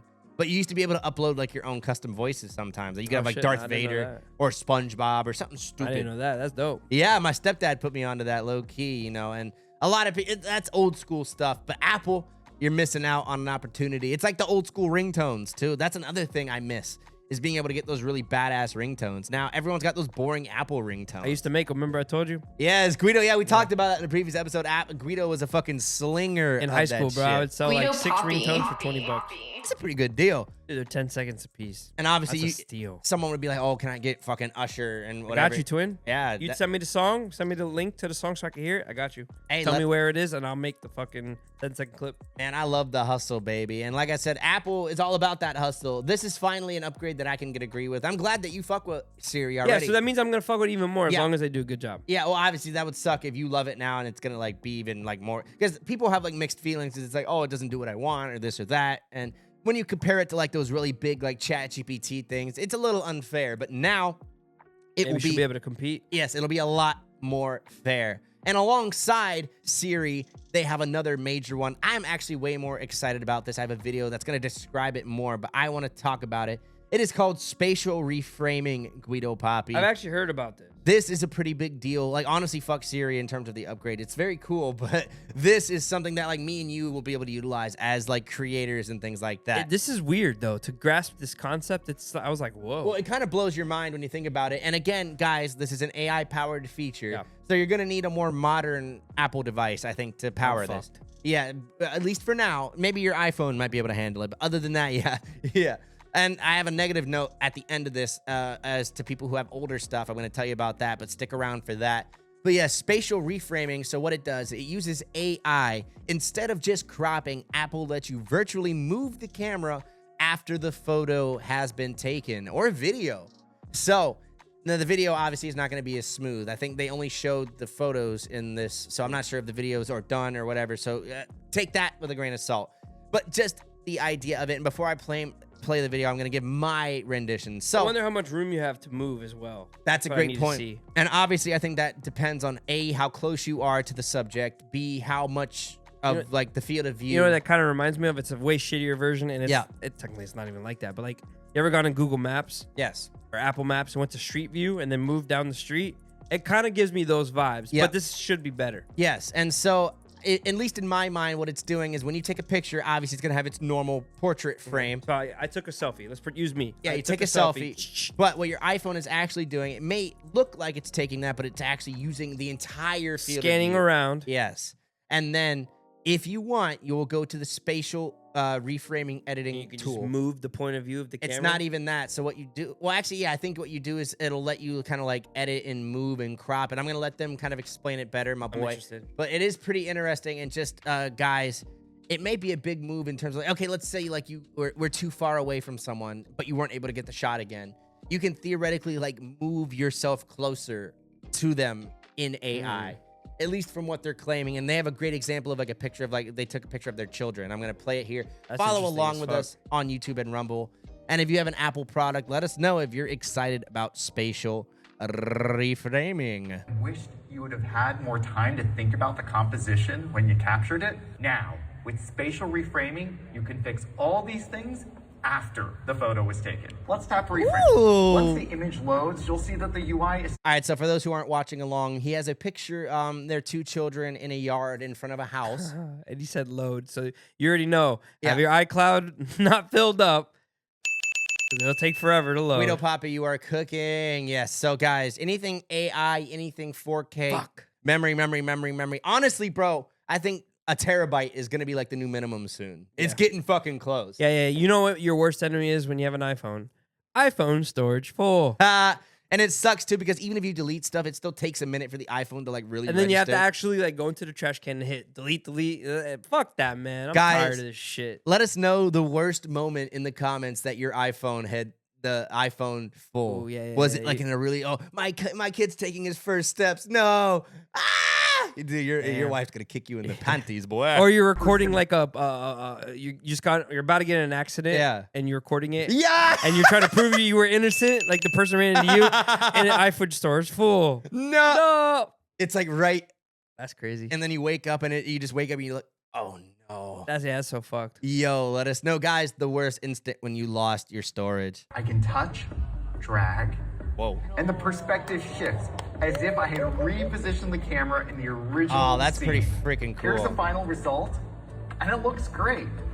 I'm assuming the pictures is probably the best way to do this. Yeah. I don't think the video might be too hard, especially to be able to keep the FPS as high as you want and the quality of the camera. But I wouldn't put it past them. One day. They might be on to something with that too. But for the pictures, that's phenomenal. Yes, like and just the fact that, again, obviously it'll be a little subjective into how close you are, things like that. But this was pretty impressive. Like, these guys were pretty far away, and it moved them like really close to them. Look at that. If you guys look on our YouTube and Rumble, it looked like he was about, let's say, 5-6 feet away, and then he hit spatial reframing, and the picture looks like now he's about 2 feet away. But he looks like the Asian Ray Romano. Yes, yeah. I'm like, where's Steve Jobs, bro? Or not Asian, sorry, Indian. Yes, I miss the super charismatic CEOs, man. R.I.P. Man, Steve Jobs. Steve Jobs was low-key pretty lit. I was able to go back in time and adjust my camera in the moment I snapped the photo. Have you ever looked at a photo and see, guys, and now in terms of, because again, taking photos and, let's say, especially in a very active environment, you miss a lot of stuff, or you get it and it's not perfect. Now, spatial reframing gives you that opportunity to fix an error, especially, like, I feel like a super sentimental photo, a photo of a loved one, a child, or something like that. You can reimagine it. You can kind of relive. And if you have Apple's VR headsets, this takes to a whole new level. Oh, yeah, dude. I still got to get into that. Now, again, I've had rumors that they are going to release a cheaper version, which I hope they do, because the current ones are like thousands of dollars. It's out of my bracket. Hey, Elon, you know what I'd buy if you send me some money? Elon Musk, baby. But guys, let us know how you feel about Apple's newest release of great stuff. There's so much stuff I'm excited about. Apple, the new iPhones are also on the way, the iPhone 18. And for those who don't know, they've actually split the release. So basically, 2 times a year, we'll be getting new iPhones and stuff like that, the Maxes and stuff. So just keep an eye on that. If you're looking for a specific model, you might have to time it out. But that's not all we have on Tech Time. We've got a stacked list, because Microsoft, Xbox, are they back, baby? Are they coming with a hunger? Guido Papi, we talked about this. Honestly, I think on our first episode, the console wars. Oh, yeah. We talked about that because Xbox had allegedly taken the step down, but there's a new CEO in the midst, Guido Papi. I like this console. Now, yes, guys, I'm going to pull this up on our YouTube and our Rumble. The 25th anniversary console, what they did was it's like a see-through green design. I really love it. It's supposed to take inspiration from the old units, you know, back in the old days of the console. That shit better be like 10 terabytes. Oh, God, you're going to need it, guys. To celebrate 25 years of Xbox, they built this. It's introducing the anniversary collection, so you get a controller and a couple other things as well. Oh, how gracious. And that's the thing too. Xbox has been in a weird place lately. And I'm really excited to see where this new CEO is taking it. And for those who don't know, the prices are coming down. The membership, she just announced she's gonna lower Game Pass membership, Guido Papi. This is great for me, you, and all the homies. Because for those who don't know, if you want to play multiplayer or you want to do anything, guess what you need? You need Game Pass, bitch. And that's the part that pisses me off, because, you know, back in the heyday, when you used to be able to game for free, I don't know if Xbox ever featured free, but PlayStation certainly did. I wish, obviously, we're never going to get back to that, because, you know, nothing's free in this streaming society.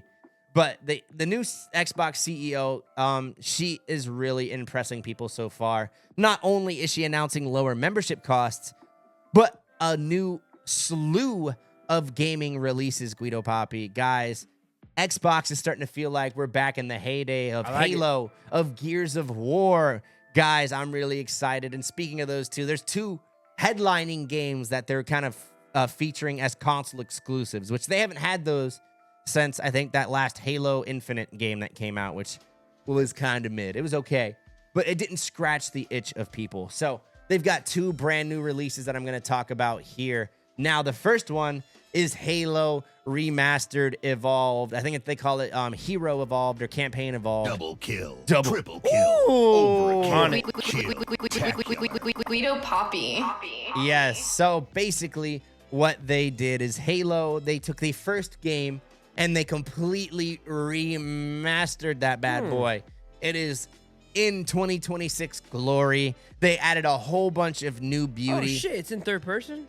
We talked about that on the last episode, and they added, for the first time ever, this guy's going to glaze it a little bit here, a fucking third-person mode in Halo Campaign Evolved, bro. This is pretty crazy. They've never done this before. Campaign Evolved early, and we are playing Halo in third person for the first time ever in the franchise. That's pretty which is cool. Crazy, and it looks so. And see, I love Halo, but I always thought that like third person would have been really cool in a game like Halo because the environments are so beautiful. The first Halo, bro, is so goated.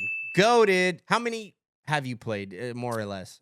Fuck, maybe first 3. First 3, that's fair. Maybe that's fair. And first 1 and 2 were the ones I really fucked with. Third was like I tried it and I was like, Yeah, and like I said, I think that's a fair argument. They start losing the plot a little bit. Yeah, and then they made a TV show. It'd be sick. Then they made like a battle royale of this, right? Did they try it later They had on? some weird versions way down the line. Yeah, I was gonna say I wish they would have made one. Well, I wish they would have made a good one because I feel like Yeah. Halo as a battle royale would be way better than Apex or some shit like that. I think they could do it really good in that style. And I think they have similar modes, but yeah, I don't think they have a true blue battle royale Halo. But let us know in the comments because again, we are not the biggest. I'm sure gaming maybe they have people. like a modded server one where you could do that. Yeah, maybe online PC versions like this. But guys, even this, I'm so excited. Xbox is really coming out the gate because I love the first Halo. Again, the best game in my opinion in the franchise, and to have a version that is completely because they've made quote-unquote remastered versions before, but this time they've rebuilt it from the top down, adding new modes, third person, and so much more beauty. Look at the detail on his armor.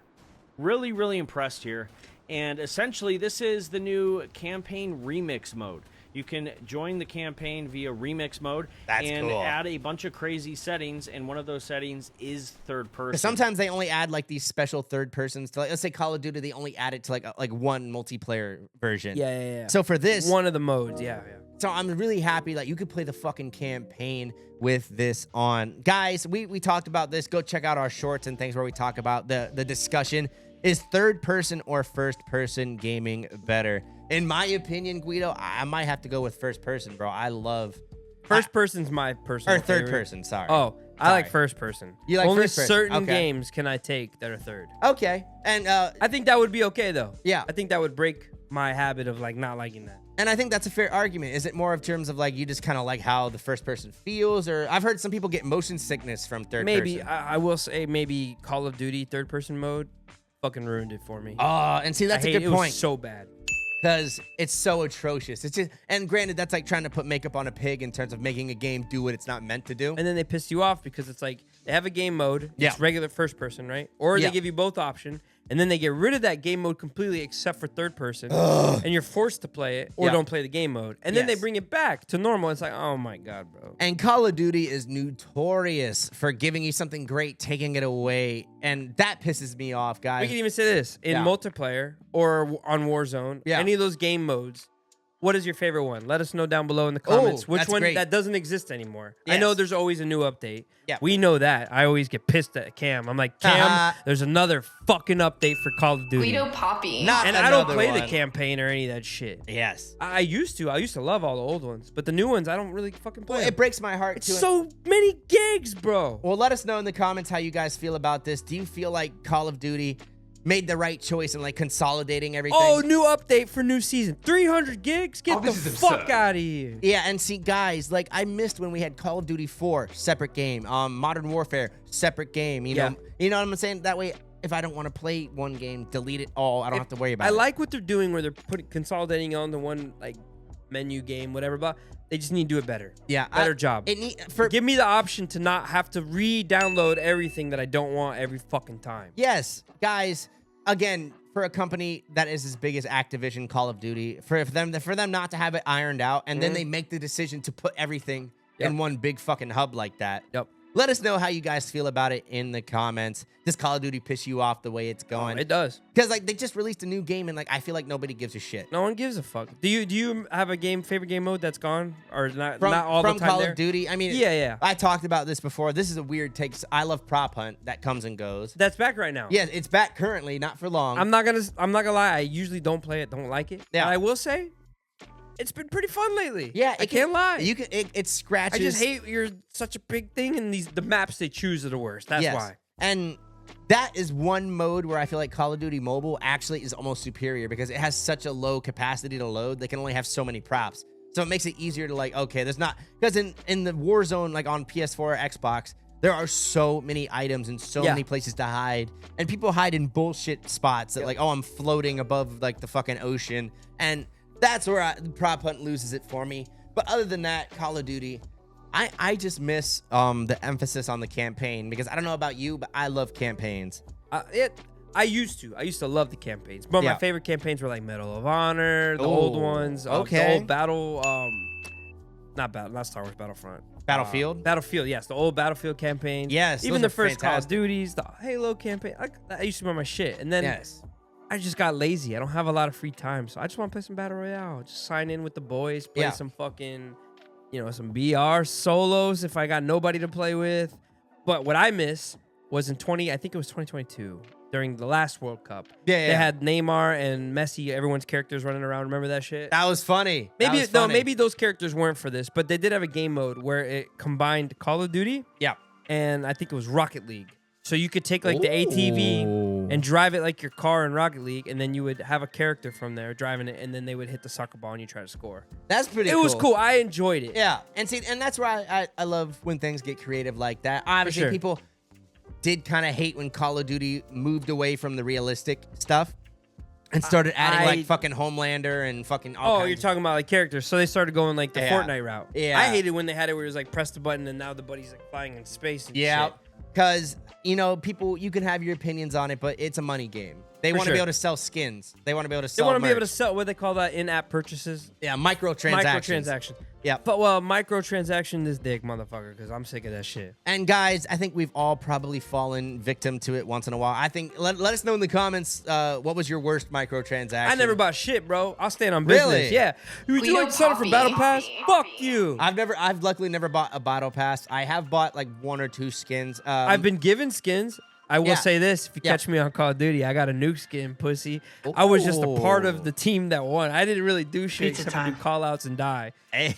But no, that's not true. I did is a it lot like of the shit. nuke skin? Yeah. So when people kill me sometimes when I'm wearing that skin, they're like, easiest nuke skin I've ever killed. And I'm like, bro, what? You don't even deserve that. It's pretty funny. It is funny, just like in Call of Duty, man. I miss, it is fun. I still enjoy it, but I miss those old school lobbies, man. Everyone was active. Everyone was talking. Everyone was beep, beep, beep, I do like beep. the prox chat. You remember with the Call of Duty Warzone when you could leave your team and join another one if it was available? Or you could choose to kill them? Yeah, that was fun. I love that shit. It was so toxic. Bring that back. Bring that mode back, baby. Come on. Where the fuck are you at? Bring it back, guys. I'm actually really excited, guys. 2026 has been sort of a media revival for me. The movies are fucking going crazy right now. The video games are going crazy right now. If you're a fan of multimedia, guy, I think this is the one year I feel like, okay, COVID, fuck, it's done. Would you say multimedia and music included, all that, finally in 2026, maybe not getting back to normal, but we're setting a new standard now? Honestly, yeah, I feel like I think this has been enough time. I think so. Like numbers wise, they're breaking records left and right again. I feel like we're back to normal. It feels great. Anything before, if it did great, it was like a standalone thing. Now this is like the new regular. Back to it. Yeah, we're finally getting we're getting more movies that are good. We're getting more games that are good. Yep. And in my opinion, more books, magazines that are good, music. There's been some really good music lately. All genres. Yes. Tours, live shows are starting to get fucking lit again. Yeah. Like, actually, I want to go to shit now. And as a fan, house parties are the only thing slacking. I will say, guys, where's the fucking house parties? House parties and just those local kind of things have still. People don't really go out to the bars. People aren't. Maybe doing next year. Maybe now. Then one more year for that. We'll see. We're slowly moving into it. And again, we're in Florida, the state that don't give a fuck about nothing. We're in the Orlando area, and then unrelated. Well, no, still related, but different subject. A lot of the buildings and places are closing down lately. So we'll save that for another day. Yeah, like I said, we'll talk about the downfall of like the night scene. Hopefully, obviously they want to gentrify it and make it super classy, super ha-dee-da-dee-da. But we'll see how it goes, guys. Here on the gaming corner, baby, we're talking even more Gears of War E-Day, a new Gears of War release, the second headlining title for Xbox's exclusive releases. Bro, that's a new game of games. Yeah, this is a new Gears of War. I never really got into Gears of War, but I have a lot of friends that love that shit. Bro, it was very brutal for the time. Very brutal, guys. If you've never played it, you can play it right now on Game Pass. It's so many great features. I would play the remastered version that they have of the first game. Play it. It's so good. Very brutal, though. Again, rated MMMM, super, you're chainsawing demon monsters in half. And like, although it's not very sexual, that's one thing. You don't get a lot of sexual stuff. So, oh, man. Yeah, I will say it's just more of like a very gruff, very like Doom, like if you played Doom or something like that. Very similar to that, kind of like, oh, I'm shooting and murdering demons. Everyone's like fucking 300-pound, super muscular, crazy shit. But I was a fan of it, and I have kind of a bias because my uncle would like stay up super late, like playing Gears of War and screaming at the TV.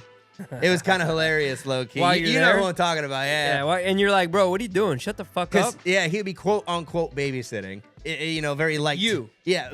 Oh, and you would be like, what? You're already sleeping, or you're still up? Too? I mean, I'm just chilling. He didn't give a. You're chilling, and he's over here like yelling the hard R and shit. And you're like, bro, what are you doing? Yeah. Oh, and I was a little bit younger, so I didn't, understand it. That was saying naughty words. Oh, and I was watching the game. I'm like, oh my god, he's just chainsawing. Okay, so that's your first experience of it all, and that's where I kind of was like, it was just I kind of grew to love it from just watching it. Same thing with GTA 4. That was another game he would play and scream at. I would say same thing. Maybe not 4, but maybe for me it was GTA with 3. Yeah, I watched my cousin play, and I was like, holy shit! And then he would leave for the summer, and then I would play Vice City. Vice City was my first actual playing, and I was like, ooh, this is naughty. Like, imagine I will always remember my first time getting my hands on like a GTA game. Like, just like rated M for maturity. Because Gears of War again is cool, but it's very like, oh, you're just killing demons and shit. GTA is a free world fuck fest. Like, you can just fuck everything up. You're driving drunk, you're getting pussy, you're running people over. Man, I remember I was camping, bro, and we had set up like a tent outside. We had like a whole RV. You were playing GTA? My uncle had like a TV out there. Yeah, they went to the beach for like 8 hours. I fucks with homie. And he left the Xbox on. He was like, bro, go wild. And ooh.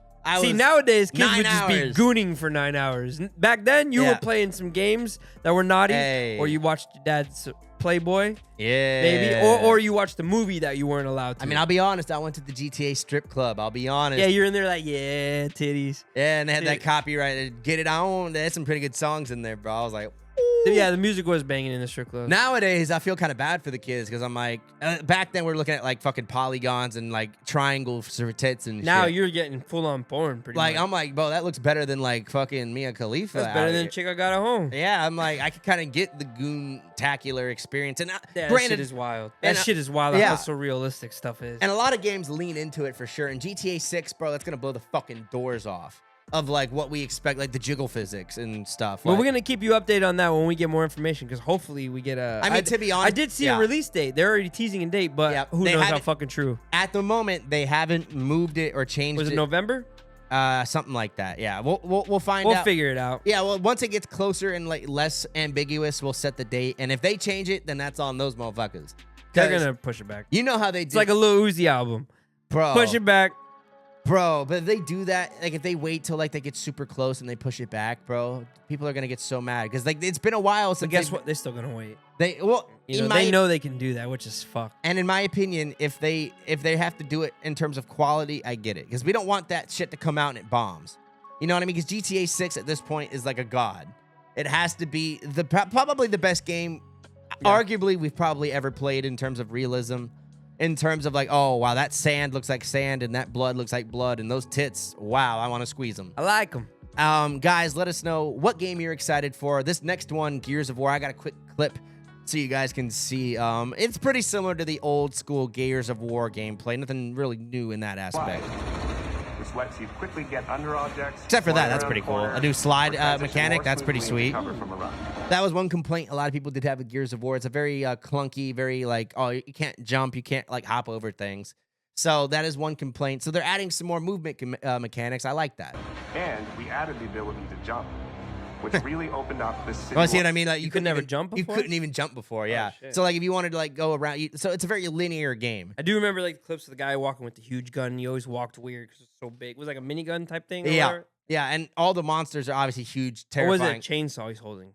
Well, it depends. There's tons of huge. Oh, true. I will say, to be fair, there's like a bunch. Every game has big like a machinery. Huge, big motherfucker with a gun. Or you could always pick up a big ass gun as well, because all the monsters use like chain guns. Fuck it, I'll play it. Honestly, yeah, let's say if you have Game Pass and you're bored and you want to play a Gears of War, bro, honestly, I recommend it. And this one, for those who don't know, it's like a prequel.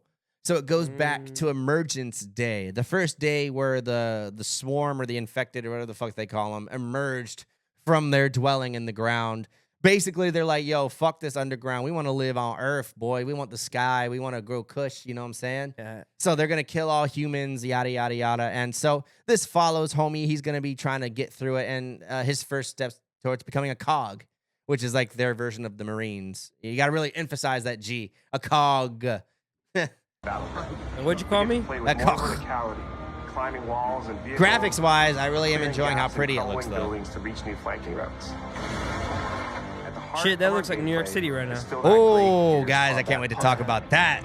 Man, Gears of War, I am really excited about it. Let us know. The gaming corner, Guido Papi, guys.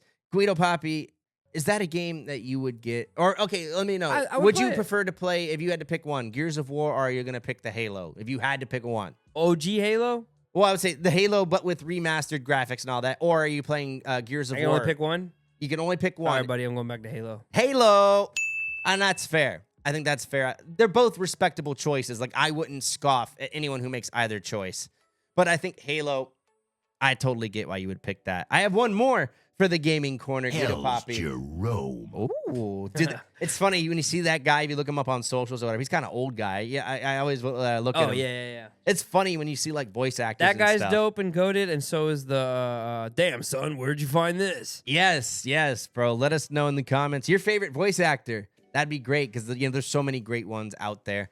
I'm gonna try and get into that bitch. Yes, we are working hard. Let us know in the comments, guys. I have one more here for the gaming corner. Fans of Hitman, you might not know, the boy Wiz Khalifa was recently featured in an exclusive event. It's featured. Just started over, bro. That's so fucking funny. That was bad. For those who don't know, fans of the Hitman franchise, Wiz Khalifa was recently featured as the Wizard. So, oh shit. For those who don't know Hitman, it's kind of like an ongoing kind of DLC game, at least the one that they have now. It's very similar to Call of Duty. So it's like a lobby, and they update different maps and add events and things like that. I think I played the first game. Yeah. And I've seen the movies. Okay. Or movies, whatever. And it's funny because a lot of people have not seen the movies. Oh, yeah. I remember, what was his name? Timothy Oliphant was the lead actor or whatever. And I was like, oh, I like him. And then he had that movie. The movie was cool, so that made me play the game. Yeah, so you enjoyed the movie. Yeah. I heard a lot of mixed things about the movie. It probably wasn't good, but to me it was. Did you watch the movie first? Yes. And that might give you a different opinion. For sure, 100%. If you played the game, not like the guy. Yeah, because it's probably not like the game. You know how people can be. They tweakers out here. But that's the one thing I like about Hitman. I never personally got into it. I was more of a Splinter Cell head. Me and Guido also. Oh, yeah. Shout out to Guido. Lit. Bro, if you're a fan of Splinter Cell, let us know in the comments. Rainbow Six. Pretty much all those Tom Clancy ones. Cell, I loved all that shit, bro. Like, oh my God. And it scratches an itch in terms of like, I love stealth gameplay sometimes, because a lot of games are so bombastic now. It's like boom, boom, boom. I like that though, but also like some of those good stealth games, bro. It's a mix. Definitely all the Splinter Cells, bro. All the Tom Clancy shit. Yes. Very, very tactical. Be quiet. Yes. Crawling. Let us know your favorite Tom Clancy neck. in the comments because there's so many great ones. The new ones I haven't been such. I haven't played shit. There's like the new Ghost Recons that are just not very good. They never made. That's one big beef. They never made a new Splinter Cell after like 2013. That made me really mad. The last one was really, really fucking good. Although they got rid of the original voice actor because he was sick. He's still alive. But he got Splinter Cell or Tom Clancy, whatever. Did they ever have? I think there was like a controversy that came around them at one point. I don't remember. I'll look into that. Or yeah, something. Let's look into it. But Maybe I'm pretty we'll sure bring it something back. happened, and that's maybe why they took a break. Yeah, well, that too. And Splinter Cell specifically was one that was one of their more niche franchises compared to like fucking Ghost Recon or something. Yeah. Like you really had to enjoy because that's all stealth. Like, until like the later titles where they added a little bit more action and things like that. Hey, I heard that roll in your voice. Let us know if you could roll your R's in the comments. Not many. It's funny how many people can't or cannot, especially like because I would say most Spanish speakers can. Yeah. And then certain regions of the United States do that. Yeah. Like Texas. Oh. Texas is a big one. I didn't know that. They roll the D's and the T's. And it's funny because a lot of people, my Spanish teacher was like, "Oh, if you can't roll your R's, I'm going to fail you." And she was bluffing, but it was a good bluff because it got Did a lot. You look at her and go, I wanted to something else, if you know what I'm saying. Shit, your teacher was a dude, right? No. Her name was Miss Hermosa. Nah, I don't know, actually. Okay, I was about to say, they bleeped that shit out. No, that was good. That was clean. That was a clean Spanish joke, guys. But yeah, so Wiz Khalifa appeared as a one-time exclusive event called The Wizard. So for those who don't know, Wiz Khalifa is a big fan of like boxing and fighting and things like that. Wizzle man. So in this event, he is a character called the Wizard, a fighter who you are contracted to murder. So what you have to do, and it's fun because Hitman, it makes it really challenging for those who don't know. Some of the events that they do are one-time only events. And what I mean by that is they are unplayable or unreplayable. If you fail, if you fuck up, if you do anything, you can never attempt that mission again. What the fuck? That's pretty crazy. That's weird. And Hitman, you know, it's a game that's like they emphasize you taking your time and like stealth and really being tactical. So it's kind of like a thing where, okay, we want you to really be, really observe, like as if you were doing it in real life. You know what I mean? Sucks if you got shit going on. That is true. Or if you're overstimulated household. Well, I will say if you're going to attempt this event, you know, make sure you have like a solid hour and a half. Make sure you got headphones and it's a quiet environment because I think it's online, things like that. If let's say you lose internet, you might be cooked, things like that. Yeah. So yeah, it's really. Yeah, that's especially in Florida. Lightning strike happens and you lose your Wi-Fi for a little bit. And it sucks too because it's also a timed thing. So you only have like a month to play it. At the time. So hopefully at the time of this recording, it's still available. And it's a mixed thing. You know, some people like the exclusive, access of some of these things. Same thing with like Fortnite, how like, oh, you can get this fucking Wolverine skin for like a month and then you can never get it again. You know, let us know in the comments how you feel about it. But I think ultimately it is kind of cool Wiz Khalifa got to play this role. I'm going to play a quick clip so you can see my boy Wizzle in action.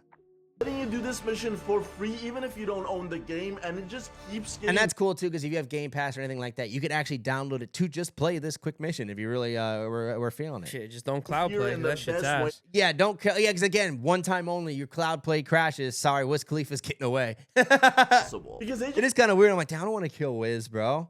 I mean, you have to kill him. You have to kill him. Yeah, that's your mission. If you don't kill him, you fail. You know, I guess you don't have to kill him, but then you fail. So. 7 is now hunting his next target, who's called the Wizard, and he is a professional MMA fighter who's going to be having a fight to the death against the CEO of a very big company. Now, our client wants 47 to make sure that the CEO does not die or get hurt, so we need to get rid of Wiz Khalifa. But not only is this mission out right now, like you can go play it right now, but they're adding a ton of other content with it as well. And that includes a 2-level arcade contract featuring Wiz Khalifa and a pack that also comes with outfits and weapons that are based off Wiz Khalifa's character, the Wizard. So yeah, definitely go check this mission out. I'm not gonna lie, the name kind of I'm not the Wizard. Very creative. Yeah, I'm like, come on, could have thought of a better name because I'm like, what are you like? I don't know if it's like what's his crew called? Taylor Gang. Taylor Gang. Yeah, because I'm low key. Probably I should have just said your real name. I would have been like, I'll just call him Wiz or something like the Wizard. Or give him some crazy fucking name. Yeah. I think overall it's pretty cool. I ain't gonna lie. If you hear his lines like Wiz, my boy ain't a voice actor. I love Wiz, but he just yeah, that'd be so funny because he has quite a few lines. Because there's quite a few interactions that you can act out with Wiz before you kill him. Because obviously, with Hitman, the cool thing about the game is that there's multiple paths to explore. You could try to sneak up on him. You could like run up to the crowd and try to kill him. But any mode, like I said, there's consequences. So if you just run up and like shoot him in the face, then you might get murdered by like the security guards. And in this game, it's not like Call of Duty where you're like a bullet sponge. Like 2 bullets and you're dead in Hitman.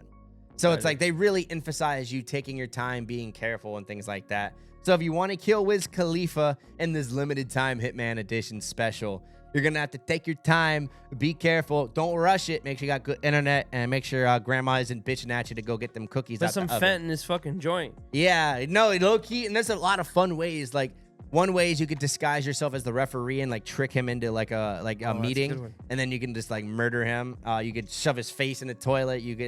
There are some low key disrespectful ways to like murder Wiz Khalifa in this. Damn, it's kind of funny. And shout out to Wiz for doing it at all. Hey, as a celebrity, I'd do it even if I'm a terrible voice actor, a great voice actor, just to be able to you want to come murder me in a video game? Let's do it, baby. But that's it. That's all I got for the gaming gauntlet. Make sure you check us out, YouTube, Rumble, Patreon, and Spotify for that audio only. No pun intended. I got a whiz. And we're back, baby. America, fuck yeah. Oh, yeah. My bud and suck on my balls. Guido Papi. Yeah. All right. I had to get that out of my system. America, baby. Bro, these past couple months, and let alone this weekend, has been great for sports. Yeah. I can't even lie to you. We got a packed sports corner today. I usually don't talk a lot of sports. You know, I watch and consume a lot of sports. Cam, you've been, getting into it, right? More and more. Especially now that I work more with a sports channel, I do try my best to at least not be completely ignoramus. That's good. You That's know good. the vibes. I'll quiz you on like terms of games and shit sometimes. Oh yeah. What is a goal? Strike. I'm just kidding. But over the weekend, this weekend has been fucking lit, bro. Packed weekend. I was lucky to catch a lot of sports. So I'll start off easy with there was a lot of controversy lately. Go back a little bit. If the Middle East for the F1, they had to cancel a bunch of races. Races over there. A lot of the Middle Eastern tracks. Things have been going smoothly now. They just had the Barcelona Grand Prix or the Catalonia Grand Prix. The things I've been gathering, though, is everyone's pissed off at Mercedes because Kimi Antonelli has won like 6 of the last races. Yeah. Why are they pissed about that, though? Because they're like, this kid is he's a young kid.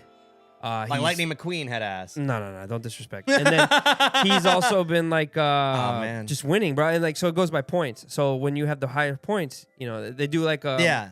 Let me break it down for you. So they do like a driver cup for points. So at the end of the season, the driver gets the award, whatever, for the best driver. Okay. And then there's also one for the team because every team has 2 drivers.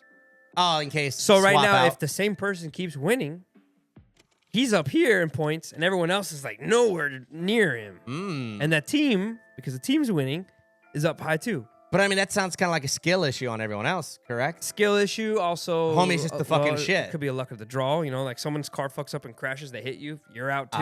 So there's all types of shit. There's a little bit of luck involved. Definitely a skill issue. Yeah. I mean, in your opinion, racing, would you say is what? Like, how much skill versus luck, I would say? What? A lot of luck, but a lot of skill too. Well, because I'm like, people underestimate, A, how fast you're going, B, like, just, like, if you have also, the chance. Your equipment, also the people telling you what to do too, they can fuck your strategies up. Like, these are big companies. Yeah. It's a very expensive sport. And F1, they're the fastest, right? Yeah, I would say the fastest competitive racing sport, yeah. Because, like, NASCAR goes fast, but, like, no, F1, nowhere near that. But, yeah, F1's like, whew. Completely bigger engines, crazier shit. Because, like, for those who don't know, Daytona, you could pay, like, fucking $100,000 million and, like, ride in a NASCAR, and, like, the dude takes pictures of you and, like, tells you you're really good. I wouldn't even that much, bro. It'd be, like, maybe a couple hundred. It's not that much, but it's more. It's Disney not, even has that, too, with the Richard Petty experience. Yeah, and you get to ride it. And you could pay even more money and take, like, a personal car and drive it yourself for even more money. I don't even know if you could do that. It's smaller racetracks, like the one in New Smyrna. Oh. Like you're talking about dirt tracks and a shit. dirt track. Is that a dirt track? I never actually seen the actual track. Those are all little small bullshit ones. Those people go there for stock car racing. Yes. Which you can have your own stock car and race there. Yeah. But yeah, no, F1, that's where I'm like, people, the skill, it is definitely, you got to have You're the top of the top. Yeah. Because, again, one little wrong turn. One wrong calculation. One missed break. Break too early, break too late. And are F1 races like as long as like at 3? Like, can they go hours sometimes? Like, or are they shorter? They're shorter than other races. Okay, but they are still decently. Because I know like the Daytona can be like 3 hours sometimes. Depends on how they're set up. Yeah. So these ones will be a little shorter for sure. And I think NASCAR. Like this last race, it was only like what 60, 70 laps. Oh wow, and 6, 7. We're getting a lot of 6, 7s today. But in NASCAR, it's just one racer, right? I'm a little ignorant. I don't know. Do they have multiple racers for NASCAR? What do you mean? Like for let's say did Dale Earnhardt have like a dude that swapped out during a race, or was it just him driving? No, it's just him. You have a team as well with multiple drivers. But that's impressive. Like the fact that they're able to go 3, 4, 5 hours like in that hot fucking. Oh yeah, but that's standard. No, and you start doing the 24-hour races like the Le Mans and shit like that. That's or the Rolex. I worked for the Rolex. That's a 24-hour race. Yeah, and that blew my mind like as a person because I'm like, I mean, that's cool. Is like if you're staying the night at the campground, that must be fun as shit. Like to watch the race? Well, that and running around at all the campsites. Like I imagine being like a kid, like meeting all the little rat kids that are out fucking, grabbing. When you're saying campsites, you're talking about like the infield? Yeah, you get camp in the infield. Gotcha. I was like, for a 24-hour experience, that would be cool. Yeah. Or like a multi-day Yeah, thing. You're seeing races all day, all night. Because like the late hours, that's where shit's going down. Well, think about it. You start getting tired, cars crash. Yeah. A lot of shit happens. Yeah, and that's the thing. Like, as for a 24-hour race, that's one where they have either breaks or no breaks. Is it the same driver? No, you just switch out drivers. Okay. Yeah. Okay. As I was wondering, I'm like, okay, Jesus, like now we're getting in dangerous territory here. Yeah. Are there regulations like how long a driver can drive NASCAR wise? I wonder. I know I'm asking you a lot of NASCAR specifically, or like any of those professional like things. Yeah. Each one is different. Yeah, for sure. So there is a limit. So like you can't. Oh, I'm tired or whatever. You can't be like too long in the vehicle. Like with truck driving, it's like 10 hours you could drive without having to. I know obviously races don't go 10 hours. Yeah, you're asking crazy questions here. These are races. I'm digging in. These are races. These are like sanctioned races, not someone driving across the country to deliver something. And that's a good point too, because I guess because it's only like 3 to 4 hours, maybe at the max. I guess depending on the race. In Europe, they do a lot of longer races. And shit than here. I will say those F1 ones where they go like Monaco, that looks so fucking cool. Those ones are very fast and quick. Because the tracks are very small. Like that, I know that's where like all the rich fucking people go. That's Iron Man 2. That's where like big scene is. Let's test you. Do you know where Monaco is? Italy. No, not too far off. You thought it. Wait, why did you think about it? Though? Not too far off. It's not on Italy. It's not Italy though. Where is it? Monaco's its own country. Really? I didn't know that. Wow, it's kind of a trick question. You got me on that one too. It's like a Singapore. It's like a Singapore. It's like one city that is a country. So it's like Hong Kong, kind of. Where it's like Hong Kong's not a country though. No, I know, but it's like a what? Like a territory. It's not China, right? Principality. Yeah, it is China. Yeah. Sorry, I fucked this all up by throwing you off. Well, no, I think that was a fun aside, honestly, low-key, because like I said, F1 in racing, I know you're a lot into it, and I love talking about it, because in my opinion, I'm not a huge sports guy, but that's one of the ones where I find more entertaining. Like, I love, like, fights. I love racing. I love things like that. Then it starts going kind of down from there. Basketball would probably be like a third or a fourth, and then baseball, you're starting to get lower. Football, we're starting to get lower. Yeah, like, I love sports, but I don't love all sports. Fair point. I can't watch tennis on TV. I can't watch golf on TV. Oh, God, yeah. My grandpa was a big golf guy back in the day. He loves that shit. He's like hype as fuck, like as if he's watching the Super Bowl. Right. Fox News and golf, baby. That's the white man special. Yeah, fuck all that. But speaking of Pride Month, how I celebrate Pride Month is by UFC Freedom 250, baby. Yeah. Now, we don't got to go to the political aspects here because I know a lot of people are pissed off with this UFC shit going on. Bro, I will. Okay, There's been a lot of people. One thing, homie, was like Michelle Obama is a man. That was funniest. That was pure comedy. That was funny, but like, okay, it sucks because it's such a weird thing with this event because it's like at the White House, but it's also a fucking UFC where they're known to say crazy shit. Yeah. But I don't know, man. People are way more butthurt about it than they should be. Like, it was just a stupid comment. But at the White House, like I said, they're more mad because it's the location. Yes, but you guys can fight that out in the comments. But yeah, go ahead, Guido. Sorry to interrupt. So UFC, baby, it's Trump's birthday. Trump wanted. And it's his birthday. Oh shit, that's what it was all about. A lot of people got it confused and thought it was going to be July 4th. Thought it was celebrating the United States. I forgot how many years. It might even be 250 years or whatever. No, it is. It is. Okay, so that's what threw people off. So all the merch is everywhere. Yeah. You're thinking it's July 4th, the day we got our independence. You know what I'm saying? I would have liked that better, but Trump is Trump. They're saying they couldn't get the venue. There's so much shit. There is a lot of shit going on in D.C. Yeah. There's a lot of shit going on in D.C. for this whole month and next month, right? Because it's such a big thing. So Trump was like, it's my birthday. Can we make it happen? Dana White said, your wish is my command. I got you. And he made it happen. And I will say I was looking forward to this. I'm not a huge UFC guy. Yeah. I do like MMA. I like good fights. I mean, me and you, we've watched at houses. We've gone to watch parties. Me either, but they're one where you can go have a great time. I love good fights. I hate shitty fights. I hate overhyped fights. I hate controversial fights that are not that great. And this is like the definition of a hyped fight. Or not all of them. Hyped event. Hyped event, yeah. Not a hyped fight. You saw clips and shit? I saw mostly of like the event, not of the actual fighting. I didn't really see any highlights from the fights. It's all about every fight was pretty decent. Well, really? I can't say every, but majority, yeah. Because like I said, I went very quick, so I saw mostly I saw some of the beginning, the Jets and Trump walking out and Dana and all that. So all right, so hold on before we get to that part. Yeah. I do like a good fight, right? Oh yeah. Me personally have been debating when they switched over to Paramount. Do I get Paramount because I don't have it? Do I want to watch it? Do I want to continue? Blah blah. I do remember Trump saying, because of this. And what it was, and wanted it to be such a big event, I'm gonna put it on TV. That didn't happen. Probably because of licensing, and they signed to Paramount and all this other shit. So who knows? But I will say, I went to a buddy's house. And we did a watch party there. Buddy. And it was a good fucking time. And I got to see through. I might get Paramount now because the ads were very. I don't know if it was specifically for this fight because this is my first fight that I've watched since it's been on Paramount. I didn't know if it was just because this is the Freedom 250, but these fucking commercials hyped you up, bro. They were American as fuck. Very so they were like good commercials. Proud, yeah. So like similar to like how people feel about Super Bowl commercials, almost. Like no. Those Have you ever watched a Super Bowl commercial and be like, America, hell yeah. Maybe once or twice, but not all of them. The only ones are like those like Chevy ones with like the old cowboy. Well, this is how you feel in a Chevy. That's it though. Imagine every commercial was like that. So very like, pro-America. They kind of knew what they were like. They knew their audience. Okay. But I don't know. Again, I don't know. I haven't been watching it since they signed over. Is that for only this event? Yeah. Or is that how they do it? But like it was in a serious way. They weren't doing it like in a funny way. It was they would never do it in a funny way. It was like we love America, not in like a funny way. Like okay, Yeah, it's very, very patriotic. Because like Super Bowl obviously goes for the comedic angles with they most go all ads. over. They do not all everywhere. the time. This was not. This was like you had a product, you want to sell it, bet. You want to pitch about the country being great, bet. You want to pitch to the servicemen in the military, bet. You want to pitch to the police and the fire department, bet. Like it was very specific, but it was good. Like I haven't felt that much patriotism in a minute. Were the ads like big companies or was it like kind of more smaller stuff? No, all over the place. Nice. Yeah, all over the place. It was lit. Now, because it's Paramount, and I don't know if it's changed, but there was a lot of the UFC people involved in the commercials, which makes more sense. Oh, that's interesting. Like Dana White was in on so many commercials and shit. I don't That's know. I don't even know if you picked up on this, but you don't really watch TV much. But there is a Dodge commercial where Dana White does the voice of the commercial. Oh, really? Yeah, That's cool. It's very patriotic as on well. that event. Okay. No. Since Super Separately. Bowl, everything. Oh, okay. I didn't know this. that. Okay.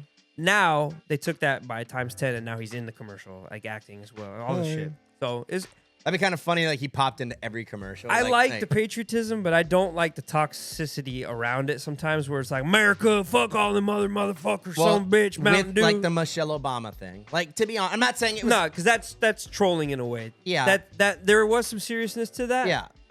But I'm not even saying on my politics level. Yeah. This is just like that typical stupid mindset that comes with those kind of people, right? Because I'm a patriot. Yeah. But I'll never say that we're never done nothing bad either. You know what I'm saying? Oh, yeah. Especially as big as we are, you know? Yeah, we've done some fucked up things as a country. Oh. But we're not even trying to get political here. But I'm just saying. Nah, yeah. There was a lot of that stigmatism that comes around. But I do like a lot of the things that were involved with this thing. They catered this fight for a lot of the servicemen. So to paint the picture better, very American. Trump wanted this on the White House lawn. Yes. So they set up a whole like arena for it. Sick as fuck. Yeah, here we go. This is a good little picture. I know the quality's not the best, but okay, so this is where the fight is, right? So you got your octagon in the middle. When people would walk out, you know how they have their cool walkouts with the music? They're coming from the Oval Office, like a different room inside. It was pretty sick, bro. That's pretty cool. Trump giving him a slap on the butt. The whole walkout from the beginning was Trump and Dana White on this really slow walk in. It was sick as fuck. Then they had the fucking giant jets shoot over, all this crazy shit. The band was phenomenal. The Jets looked cool too. They had the Zach Brown band sing the fucking national anthem. It was sick. Fried. They did the Canadian national anthem. I didn't see anything bad happen during that, so that was cool. So then here, okay, so that's where the fight is. There's only select people allowed in there, right? Then you have this, so there's like two like no, there's things. more. Holy then there's snap. these screens here showing what's on the screens on the stadium, right? Then there's the open park. Then this is like the viewing view. They called it the ellipse or field or whatever. Yeah. You or I could go there and go watch it there. Wow. It's like the viewing party because only select people with clearances could go on the actual White House lawn. You know what I'm saying? No, that makes sense because I was, again, for security's sake. Security's top notch. This is a going fucking crazy. mess, though, in terms of like just maintaining security. Not only that, but there's so much shit going on in the city. I mean, God forbid, thankfully, nothing. I don't know if is this still going on? Or is this No, that was just a one-night event. Okay, so God forbid anything happens at these things. Like, it would have been insane. Oh, we didn't see anything yet. Yeah. If something happened, something stopped it because we didn't know. Well, they handled it. Yeah, sure. they took them out. But yeah, that's or what I'm whatever. saying. Yeah. Well, that's at least okay. Because I was wondering. Okay, so they have the mass audience separated from, Yep. And then obviously you can watch it on TV and you go to a bar. the real somewhere else, famous motherfuckers are in the ellipse. But not even thing. famous either. They had what was cool is they gave a lot of tickets away. I don't know how they chose, but servicemen and women. That's or cool. old. I like that. Veterans. Yeah.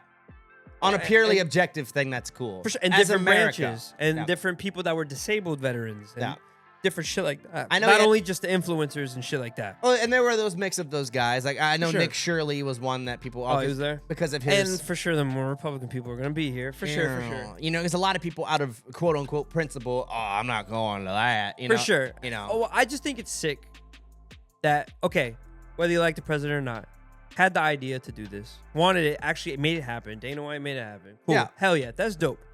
For that company, you're doing great. Now, as a viewer, purely as a viewer, a fan of the sport, a fan of the fights, a fan of the drama, I was wondering where I wanted to ask. Yeah. I really enjoyed this, bro. So, as a UFC, you thought it was good as an event? Yeah, okay. man, it was feel good, very American. But it wasn't like, because UFC is not an American sport. They fight other countries. People represent other countries. I heard that argument, too.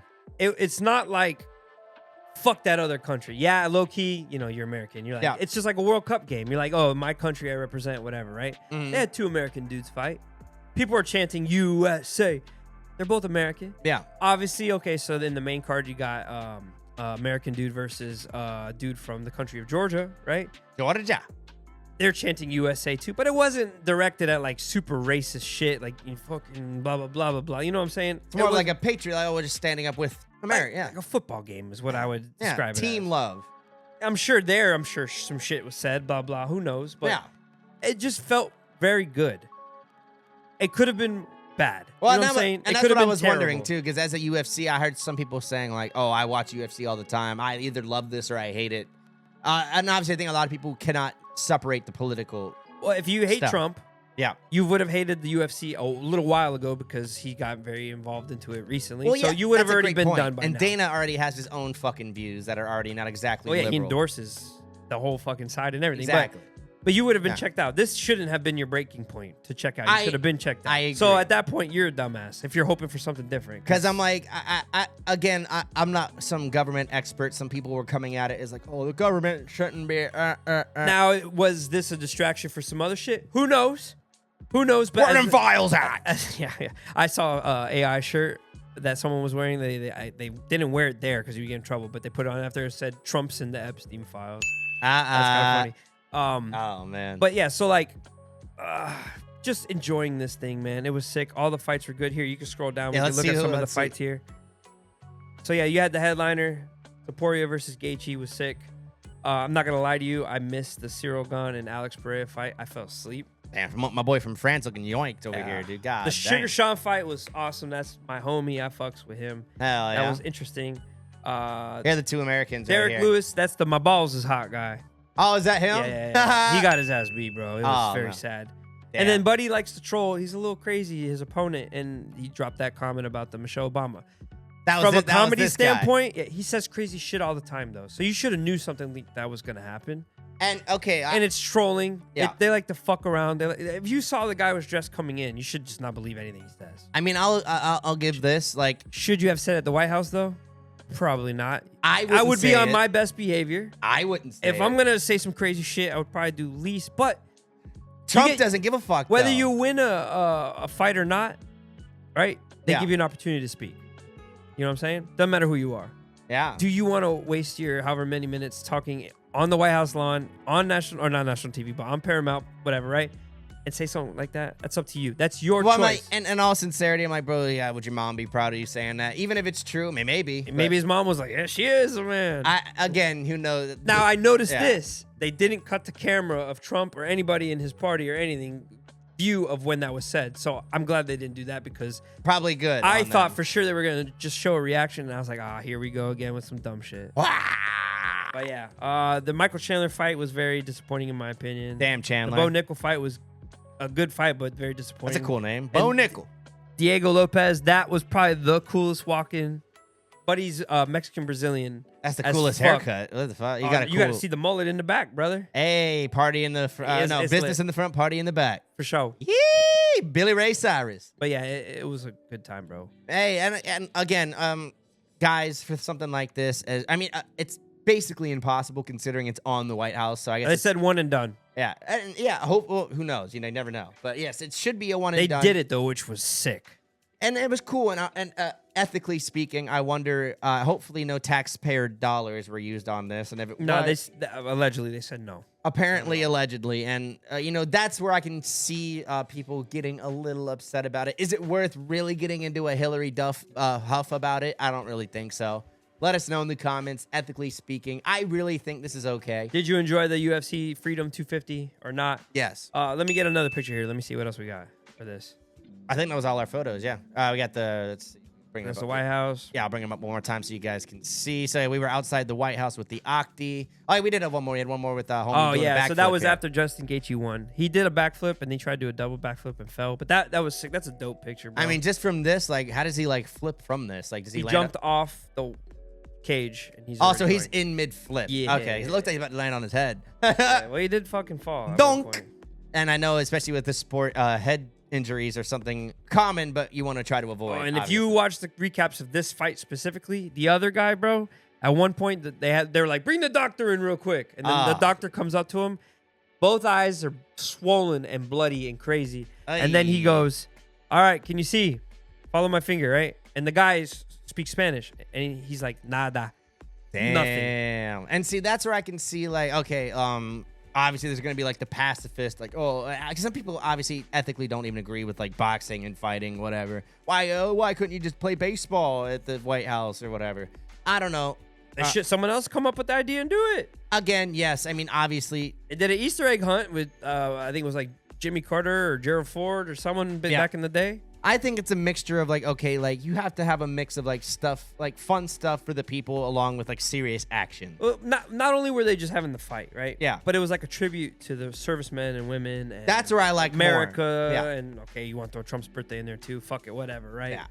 And like I said, aside from Trump, you know, whether Trump maybe pushed more of his birthday than he should have, you can argue that, you know, but in my opinion, he didn't make it all about him. Yeah. It had a lot to do with him, but he wasn't like hamming it the fuck up. Yeah. Like people like my mom are like, oh, he's just a pompous pig, blah, blah, blah. I'm Yeah. like, but he's not doing anything crazy. And guys, I think that's where you should go watch some of the clips and just see what he does. If you have Paramount, you can go back and watch all of it. Yeah, and just see, okay, he's not as involved as you'd think. Obviously, he's the quote unquote host, but he is, but a lot of people were afraid that every shot was going to have him exactly logoing, blah, blah, blah, this and that. Have Trump's face on like every fucking, have him on like the floor. But if you're the host of the show, you're the reason you're putting it on, right? Yeah. If you win the fight out of respect, no matter what country you're from, you just go over to him, shake his hand. Whatever. No, agreed. Everybody was Sportsmanship. pretty nice with the sportsmanship. And that's good to hear. And luckily, especially with something like this, you know, let us know in the comments.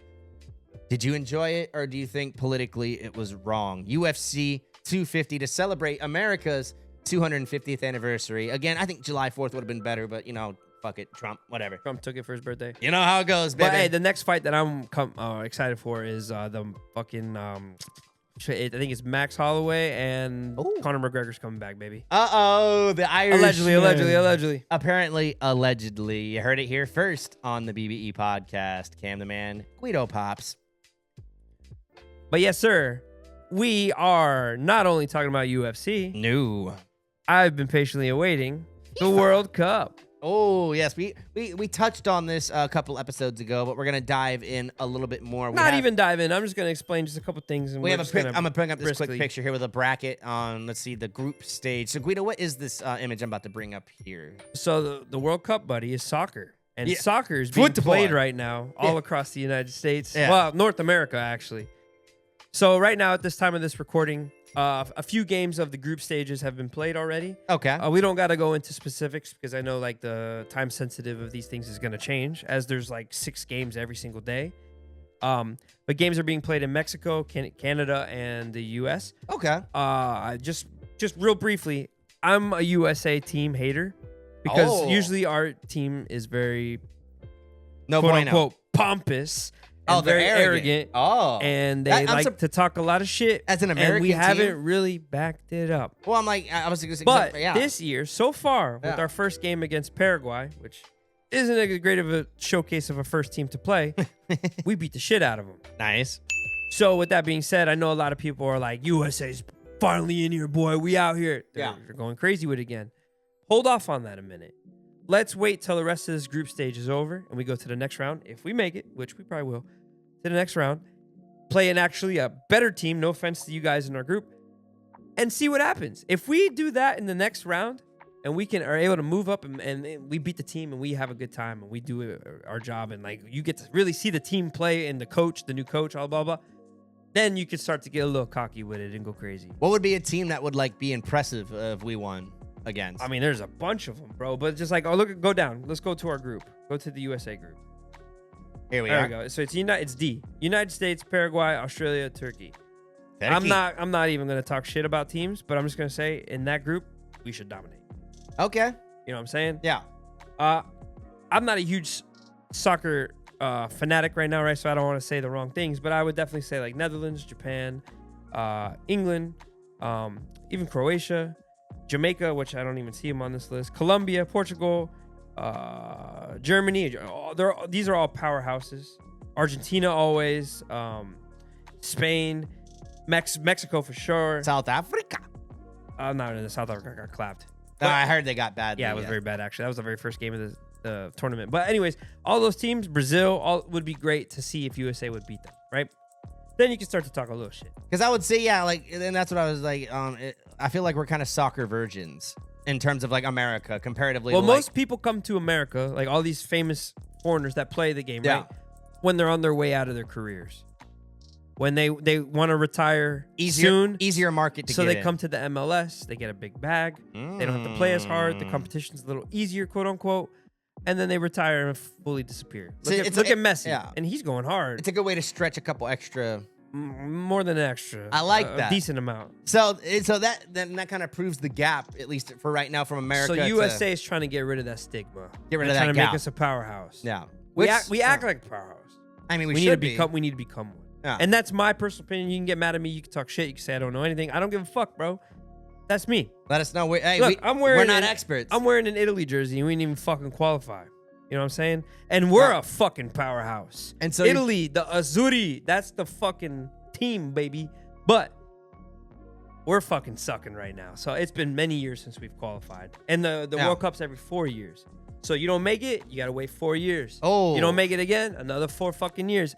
Guess what? You didn't make 2. Now that's 8 years have went by. That's a long time. Can you still fucking play after 8 years? You know what I'm saying? It's a lot of work. That's a little different from like a Super Bowl, which you have like a yearly. 1 year. Yeah. It'd be more equivalent to like the Olympics. Yeah.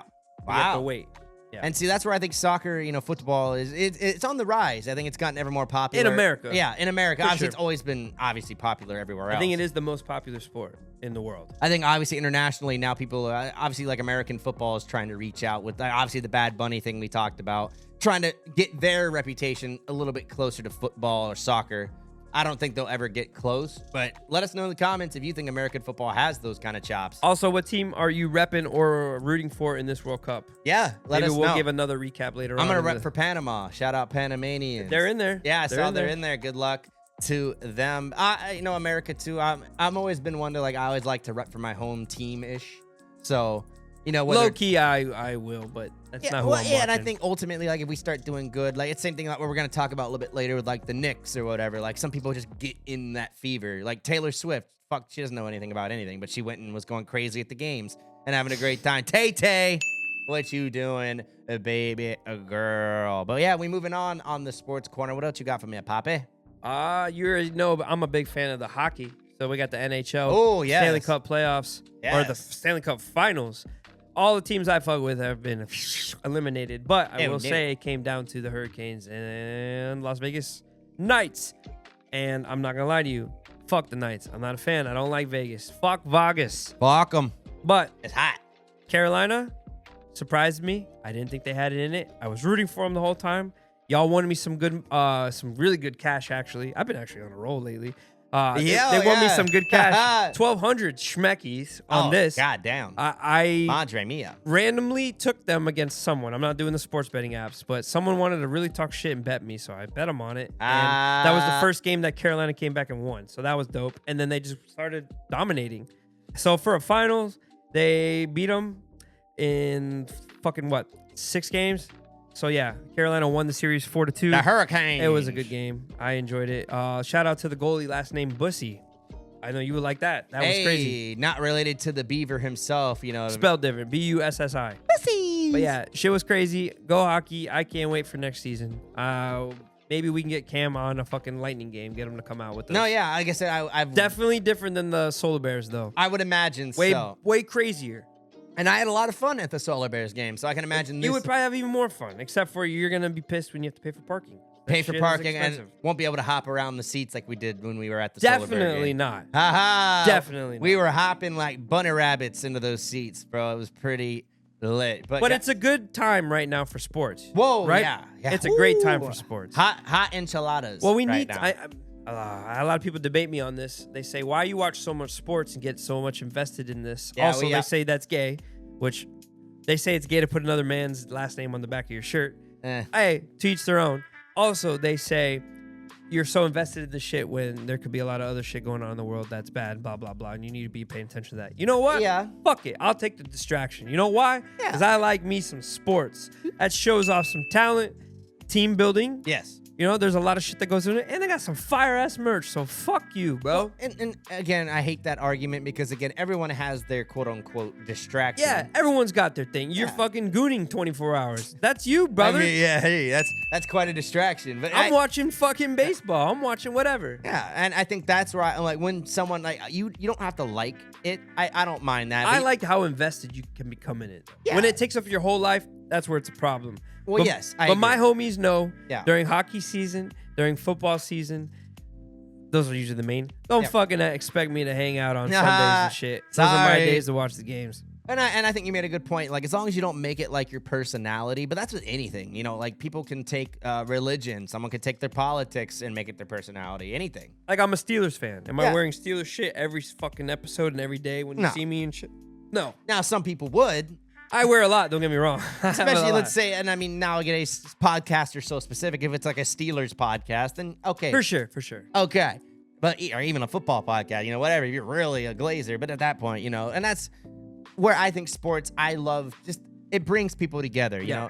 But in terms of this next story, it could kind of rip the fucking city apart. Yeah. Turn that shit into Gotham. I wish we could do that here in Orlando with the Magic. But unfortunately, the Magic got eliminated early. So, I don't know if anyone thought they had the Knicks winning the fucking the whole championship, but my dad did, though, because my dad's a Knicks fan. Yeah. Shout out my dad, and shout out RIP to my Uncle Frank. He was one of the biggest Knicks fans I ever known in my whole life. Nice. He would be fucking happy as shit right now. Pretty freaking But my dad was incredible. calling this shit since like the beginning of the season. I know Jalen Brunson is now the MVP. Everyone is going crazy. Oh, okay. But like I said, I hate the Knicks, bro. I'll say it. I'm not a Knicks fan. And but I'm not a basketball guy either. But I do fuck with the Magic. But that's and how I've you know been you're a fan of the getting Magic. our honest opinions on sure. just the overall experience. I ain't scared to say it. Yeah, and I think they're that's gonna come fair. for me. Hey, we're not New York. I wouldn't say I wouldn't go to New York and scream that. But where we're at, there's a lot of New Yorkers here, so they fucking. Let us know in the comments. Like I said, were you? And it's funny because I didn't see really anyone like at least publicly supporting the Spurs. It was kind of funny. Oh, I know of quite a bit. Like I'm sure there were they were out there, but like at least public was like the public was going for the Knicks. Let's talk about this real quick. Yeah. What's more viral? San Antonio? Not really. Yeah. The city? Not really. Just New York City alone is viral as fuck. There's so much shit going on. It's the hustle and bustling. You got the 5 boroughs, right? Yeah. Then you got a company like Side Talk who has built their whole culture around the crazy stigma of the characters of the wild ass people that are fans of this team and go to the games, right? Yep. And I might be ignorant, but put me on anything San Antonio's got going on like that, other than the Spurs. I don't really know too much about the city, like in popular culture, what they got going on.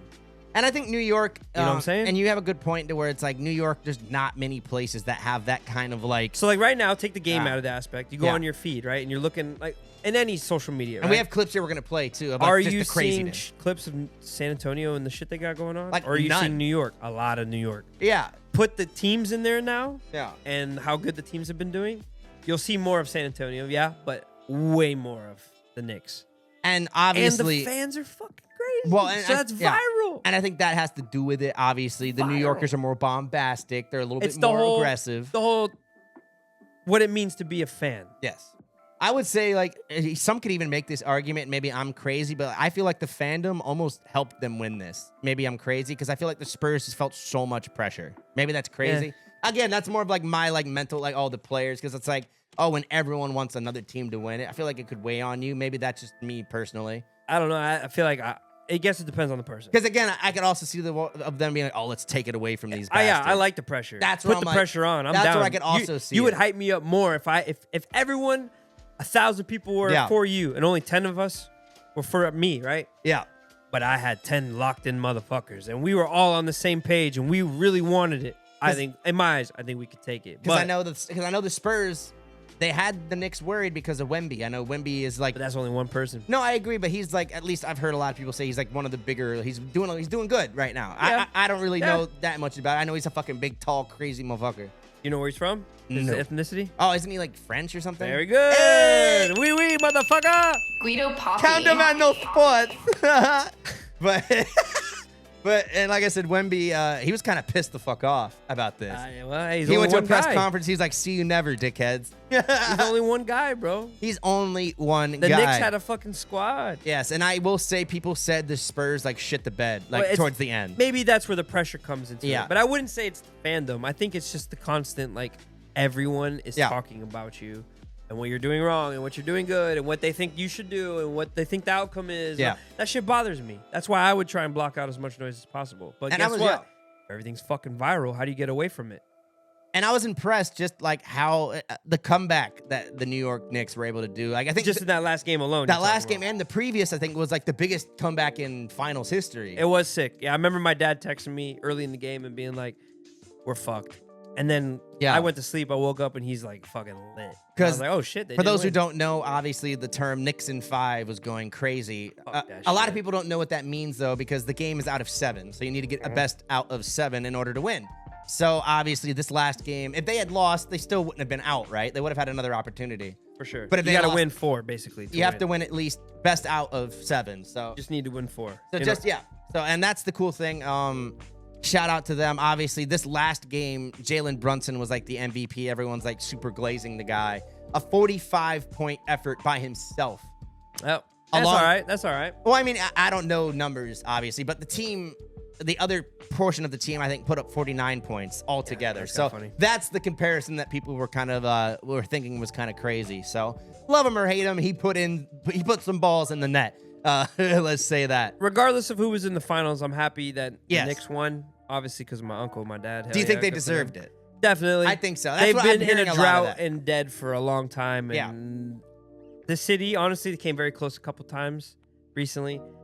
They needed it. This city has been through so much fucking shit with everything that's been going on and stuff. Yes. Fuck it. Give them the win, baby. And the crazy thing is, bro, like, I was kind of shocked, and we're going to talk about the more fun part, the aftermath. Yeah, well, fun could be, depending on who you're talking to. Gotham City, baby, call Batman because the city is burning. But that's what I'm like, bro, if this is their reaction for them winning, what the fuck were they going to do if they lost? Yeah, so, okay, all right. Like, before we go to this is the last thing we got here. It's going to be a juicy one. Let's just say Orlando Magic. Yeah. If they won, what do you think the city's doing? Throwing some parties, having fun, people getting drunk. Downtown Orlando's going to be lit, whatever. It's going to be crazy. Do you think they're flipping over cop cars and lighting them on fire, stabbing people, killing people? Not one. Because you're happy your team won. Not because you're pissed. Because you're happy your team won. I was like, bro. Are you just like, you know what? I'm going to flip my car into a building because I'm happy. I'm going to burn a school bus down because we won. It's the New York culture, bro. I don't know what the fuck they got going on. Yes. I don't know what's in the water. I don't know what water they're drinking over there. Yes. And they need to test it and see what the fuck's inside. It's probably Hennessy, yes. to be honest. It's that side talk spider cuz mentality. And I love it in terms of entertainment value. But in terms of, I guess, society, it can be a little messy. For sure. If I lived anywhere near MSG, I would fucking be afraid. Well, and that's what I'm saying. Like, obviously, like the rich people, they're in fucking penthouses. They're straight. But like the businesses, I feel bad for like the little mom and pop businesses. Or you had your fucking car street parked. You're cooked. Bye. Or these school buses. You had a taxi parked waiting for someone to get out of the game so you could pick them up. You're cooked. Well, and that's why I'm like, bro, if they had lost, like, or let's say they lost this pandemonium, they lost the whole thing. Devastating pandemonium. Everyone dead, bodies in the street. And the crazy shit is this game wasn't even in New York. So this is them just excited at their place when they won. And it's funny because whatever game was that Trump went and they lost, like everyone was blaming Trump for going to and ruining it and whatever. Yeah. You guys can have your conspiracies on that in the comments. I mean, I guess he was kind of a vibe killer because saw clips of him falling asleep and shit. That, and I know when his security comes, it fucks up all the traffic and shit. Yeah, so, yeah, I didn't even think about that. Yeah, and that's the big thing. Like, because I should have known that when he came to Daytona for the Daytona 500, it fucked everything up down in our area. People probably had a similar mindset, but that's nothing like there. That's gridlock to the max. Yeah. Over here, it's probably easy peasy comparatively speaking. But yes, Gotham City was real for one night only, and probably, I mean, it's probably still a little mild celebrations, but Yes, I was over like 70 people arrested. No one, I don't think anyone died, but like you said, someone got stabbed. Oh, someone did die. Yeah, I even sent you the thing. Yeah, someone did die. So yeah, someone maybe died allegedly. Someone definitely got stabbed. We got tons of great videos here, and let's just say, Batman, if you're real, we might need you. Actually, Fuck Batman. We're Spider-Cuz. Yeah, Spider-Cuz. Actually, that's the one thing about Spider-Cuz. Don't expect him to save you. Yeah, he's out there turning up too. Yo. He's doing the gritty on your ass as he beat your ass and stole your wallet. Yes. Now, this first video, I think, perfectly encapsulates what New York and the people feel about this whole thing. Oh God! We burning the city down! We burning it down! Oh, he's got like something coming out of his nose. It's a school bus on fire. Yep. What's crazy is the clip that I had sent in earlier, right? That got age restricted. Yeah. This is basically that clip. This shows it. You'll see in a couple clips later the actual buses before they're burnt down. There you go, right there. This is that area. Look at this aerial shot. Very beautiful. This is like the opposite of what we're showing.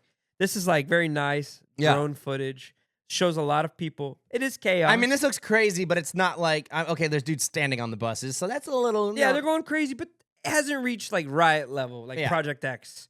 But I say New York has like a different level of... But that's... I don't know, because I guess you could have your agreements of like, quote-unquote, law and order. Because like, would you call this law and order? I don't think I would. This right here, and this is considered calm? This whole situation. Correct. Yeah. Like, in terms of like, you know, like... And that's the funny thing, too, because it's like, it's not like Mondami or like anyone's like really chastising them for this. Like, I don't really see anyone saying like, oh, you guys are horrible for doing this, except for like a couple little like... Maybe for the instances that took it to way to the like the school bus thing. I saw a couple... Or the murder, or the stabbing. Or the murder, or the... But like, it wasn't as much outrage as you would expect for something like, oh, we like let's say like a riot for like, let's say someone gets murdered like unjustifiably and we riot. Like a Rodney King thing. Yeah, like that. Okay, but we won the championship. Let's kill and murder and burn. It's a wild mindset. Like, and here's side talk, and I love side talk. They're great, but they do fuel the fire a little bit because they know what they're doing. They know what they're doing. Let's see what side talk's got to say here.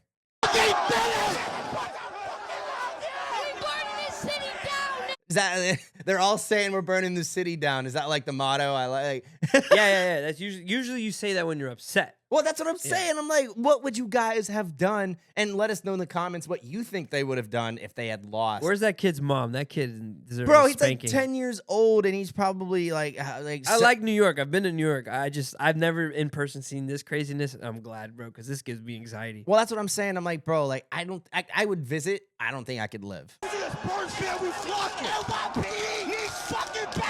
Like NYP, and again, obviously the police cannot control all of this chaos, but like, to be honest, they do allow a lot of it. Like, come on.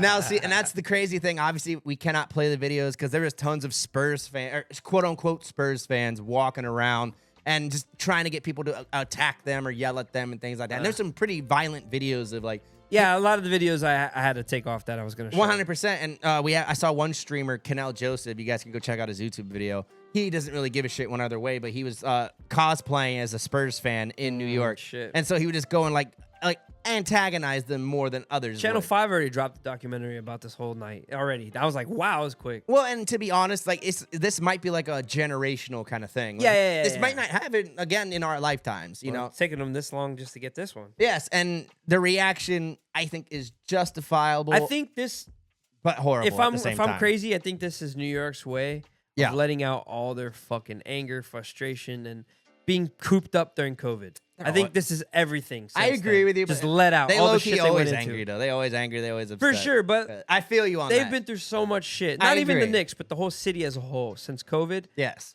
So this is their first big reason to celebrate. I agree. They're going fucking ape shit. And that's where I'm like, damn. You let the what do you call it? You let the crazies out of the asylum, basically.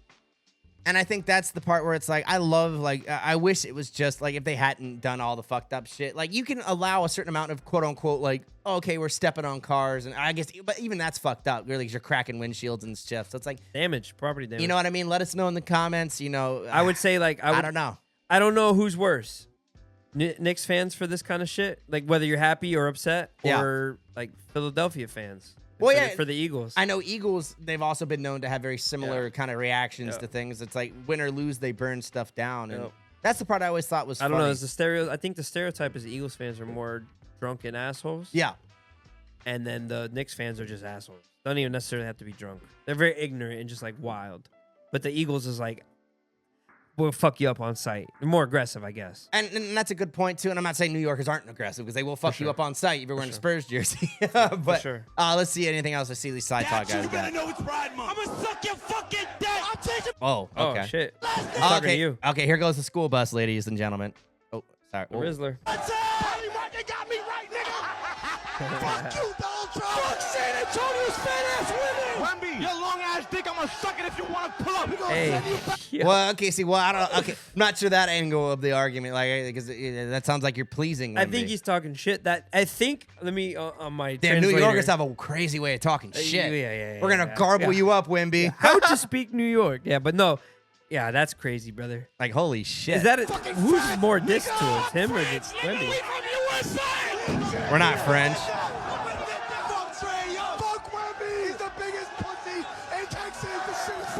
Yeah, he's drinking like Hennessy out of his shoe. Shoey's lit. You never done a shoey? Nah, not me personally. You're missing out. Hopefully that's his shoe. I don't know. Probably. Am I missing out? But then your shoe's got drinking in it. You gotta do a shoey, bro. Yeah, whoa, what the fish do?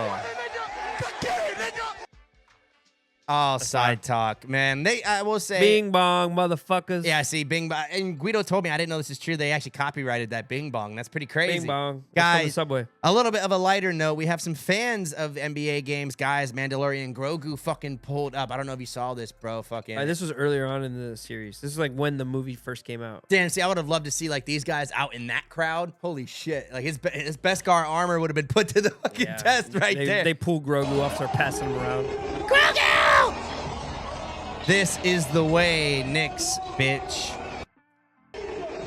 Yeah, that little guy. That's a pretty good puppet. He looks a little too happy to be there. Yeah, I was gonna say, I don't know if the Force. I wonder if the Force would side with the Knicks. Or he popped the blue chew, and the Force was strong. Hey, yeah, some people were saying Grogu was kind of getting a little humpity-dumpity there, humpity, low key. It's fun. I don't know if you've ever seen at the UCF games.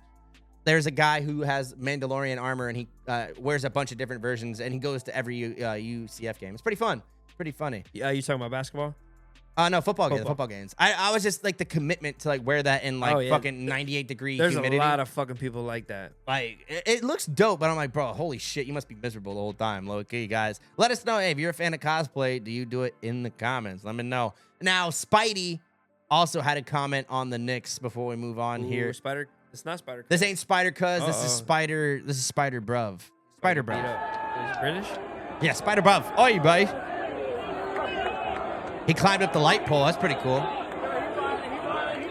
You wildin'. Is that illegal? Probably. For sure. I will say that's one cool character you could dress up with and just get a lot of positive attention. He's dressed up as Spider-Man. People are going to be like, hell yeah, Spider-Man. Knicks in 5. Oh, if you're in New York. Oh, yeah, well, exactly. Yeah, he's like, well, because he's such a New York guy. There's a New York icon. I will say Batman sometimes, but now with Spider-Cuz, Batman's kind of fallen a couple tiers here. This is a pretty cool moment. This is a nice one. Celebration. Although, obviously, if you're trying to go anywhere, you're fucked. Yeah. Oh, God, my toe. Even, bro, not even like just driving. Yeah. But if you just want to walk through there. Oh, you're cooked. To go home, you're fucked. Oh, you're done, baby. That's cool. They're like projecting the fire watch party. Yeah. Like low key, this is like the thing where it's like, okay, like as long as everything's like, if everything's like peace and rainbows, it's fantastic. But one thing goes wrong, and but this is usually how it starts. Yes, and that's the part that scares me with any kind of like fandom that goes too crazy. I mean, Travis Scott. Something Primal. Yeah. It's something primal. It's something in the air. The pheromones give off. Yeah. It's like, oh, we gotta fuck some shit up. I mean, these are thousands of people like neck to neck. Probably most of them fucking pent up all day. Drunk, high, autistic. Who the fuck knows what's going on? They're out. You let them out. Yeah. You let the criminals out of the asylum is what I've been trying to preach. Yeah, fucking. There's a bunch of Jokers and Harleys out here, dog. Like, what's going on? Who's running the asylum? Now I will say it'd be cool if you were up like in the rafters or on the roofs and stuff. What if the person who lives there is not even out there and you're just in here? Fucking Shut fire up! escape? I'm trying to sleep. Yeah, that's what New York's the stereotype. Well, because that's the funny thing is like the stereotype is they're all Knicks fans, but I bet there's some New Yorkers who do not like the Knicks or don't give a fuck. Yeah, well, you got the Nets that are close there. There's shit. There's a lot of people here who aren't Orlando Magic fans. Yeah, no, and that's a great point too. So, but you're another fan of another place and you live there, you're fucked. Great. You better not wear your jersey right now. No, hey, at least for the next few days, bro, it's gonna be hot in the streets. Oh, and I stand corrected. Doesn't say death. Okay, no deaths. 63 people arrested, 10 officers injured. That's a lot. 4 stabbings and 1 teenager shot in the foot. Oh, Megan Stallion. Oh, in NYC Tory. After the Knicks fans go wild celebrating. So everyone's got Knick fever. 5 school buses destroyed. Oh, yeah. All of those ones that were in the front. No deaths recorded at of I was very dramatic when I was like, yeah, death. Well, yeah. Sorry. No, and I will say, if someone died, that would spoil it a lot more. For sure. I will say. Like, at the moment, no deaths. Okay. Well, the stabbings and the 5 officers hurt. That's a lot of shit already. But I will say, okay, yeah, the shot guy. The cops, it's tough out there for a cop, man. You got the snowball fights. You got this. All types of shit. Yeah, we talked Defund about the that. police. All the bullshit going on. Yeah, go check out the episode Snowball Shenanigans because we talk about the last time fucking New Yorkers. It was cold and they had to deal with these, if you were able to like be a police officer in New York and live in the city, that's cool. But do you want to deal with all that? You gotta have you gotta be a special kind of like, I guess, man or woman or like just you gotta be tough.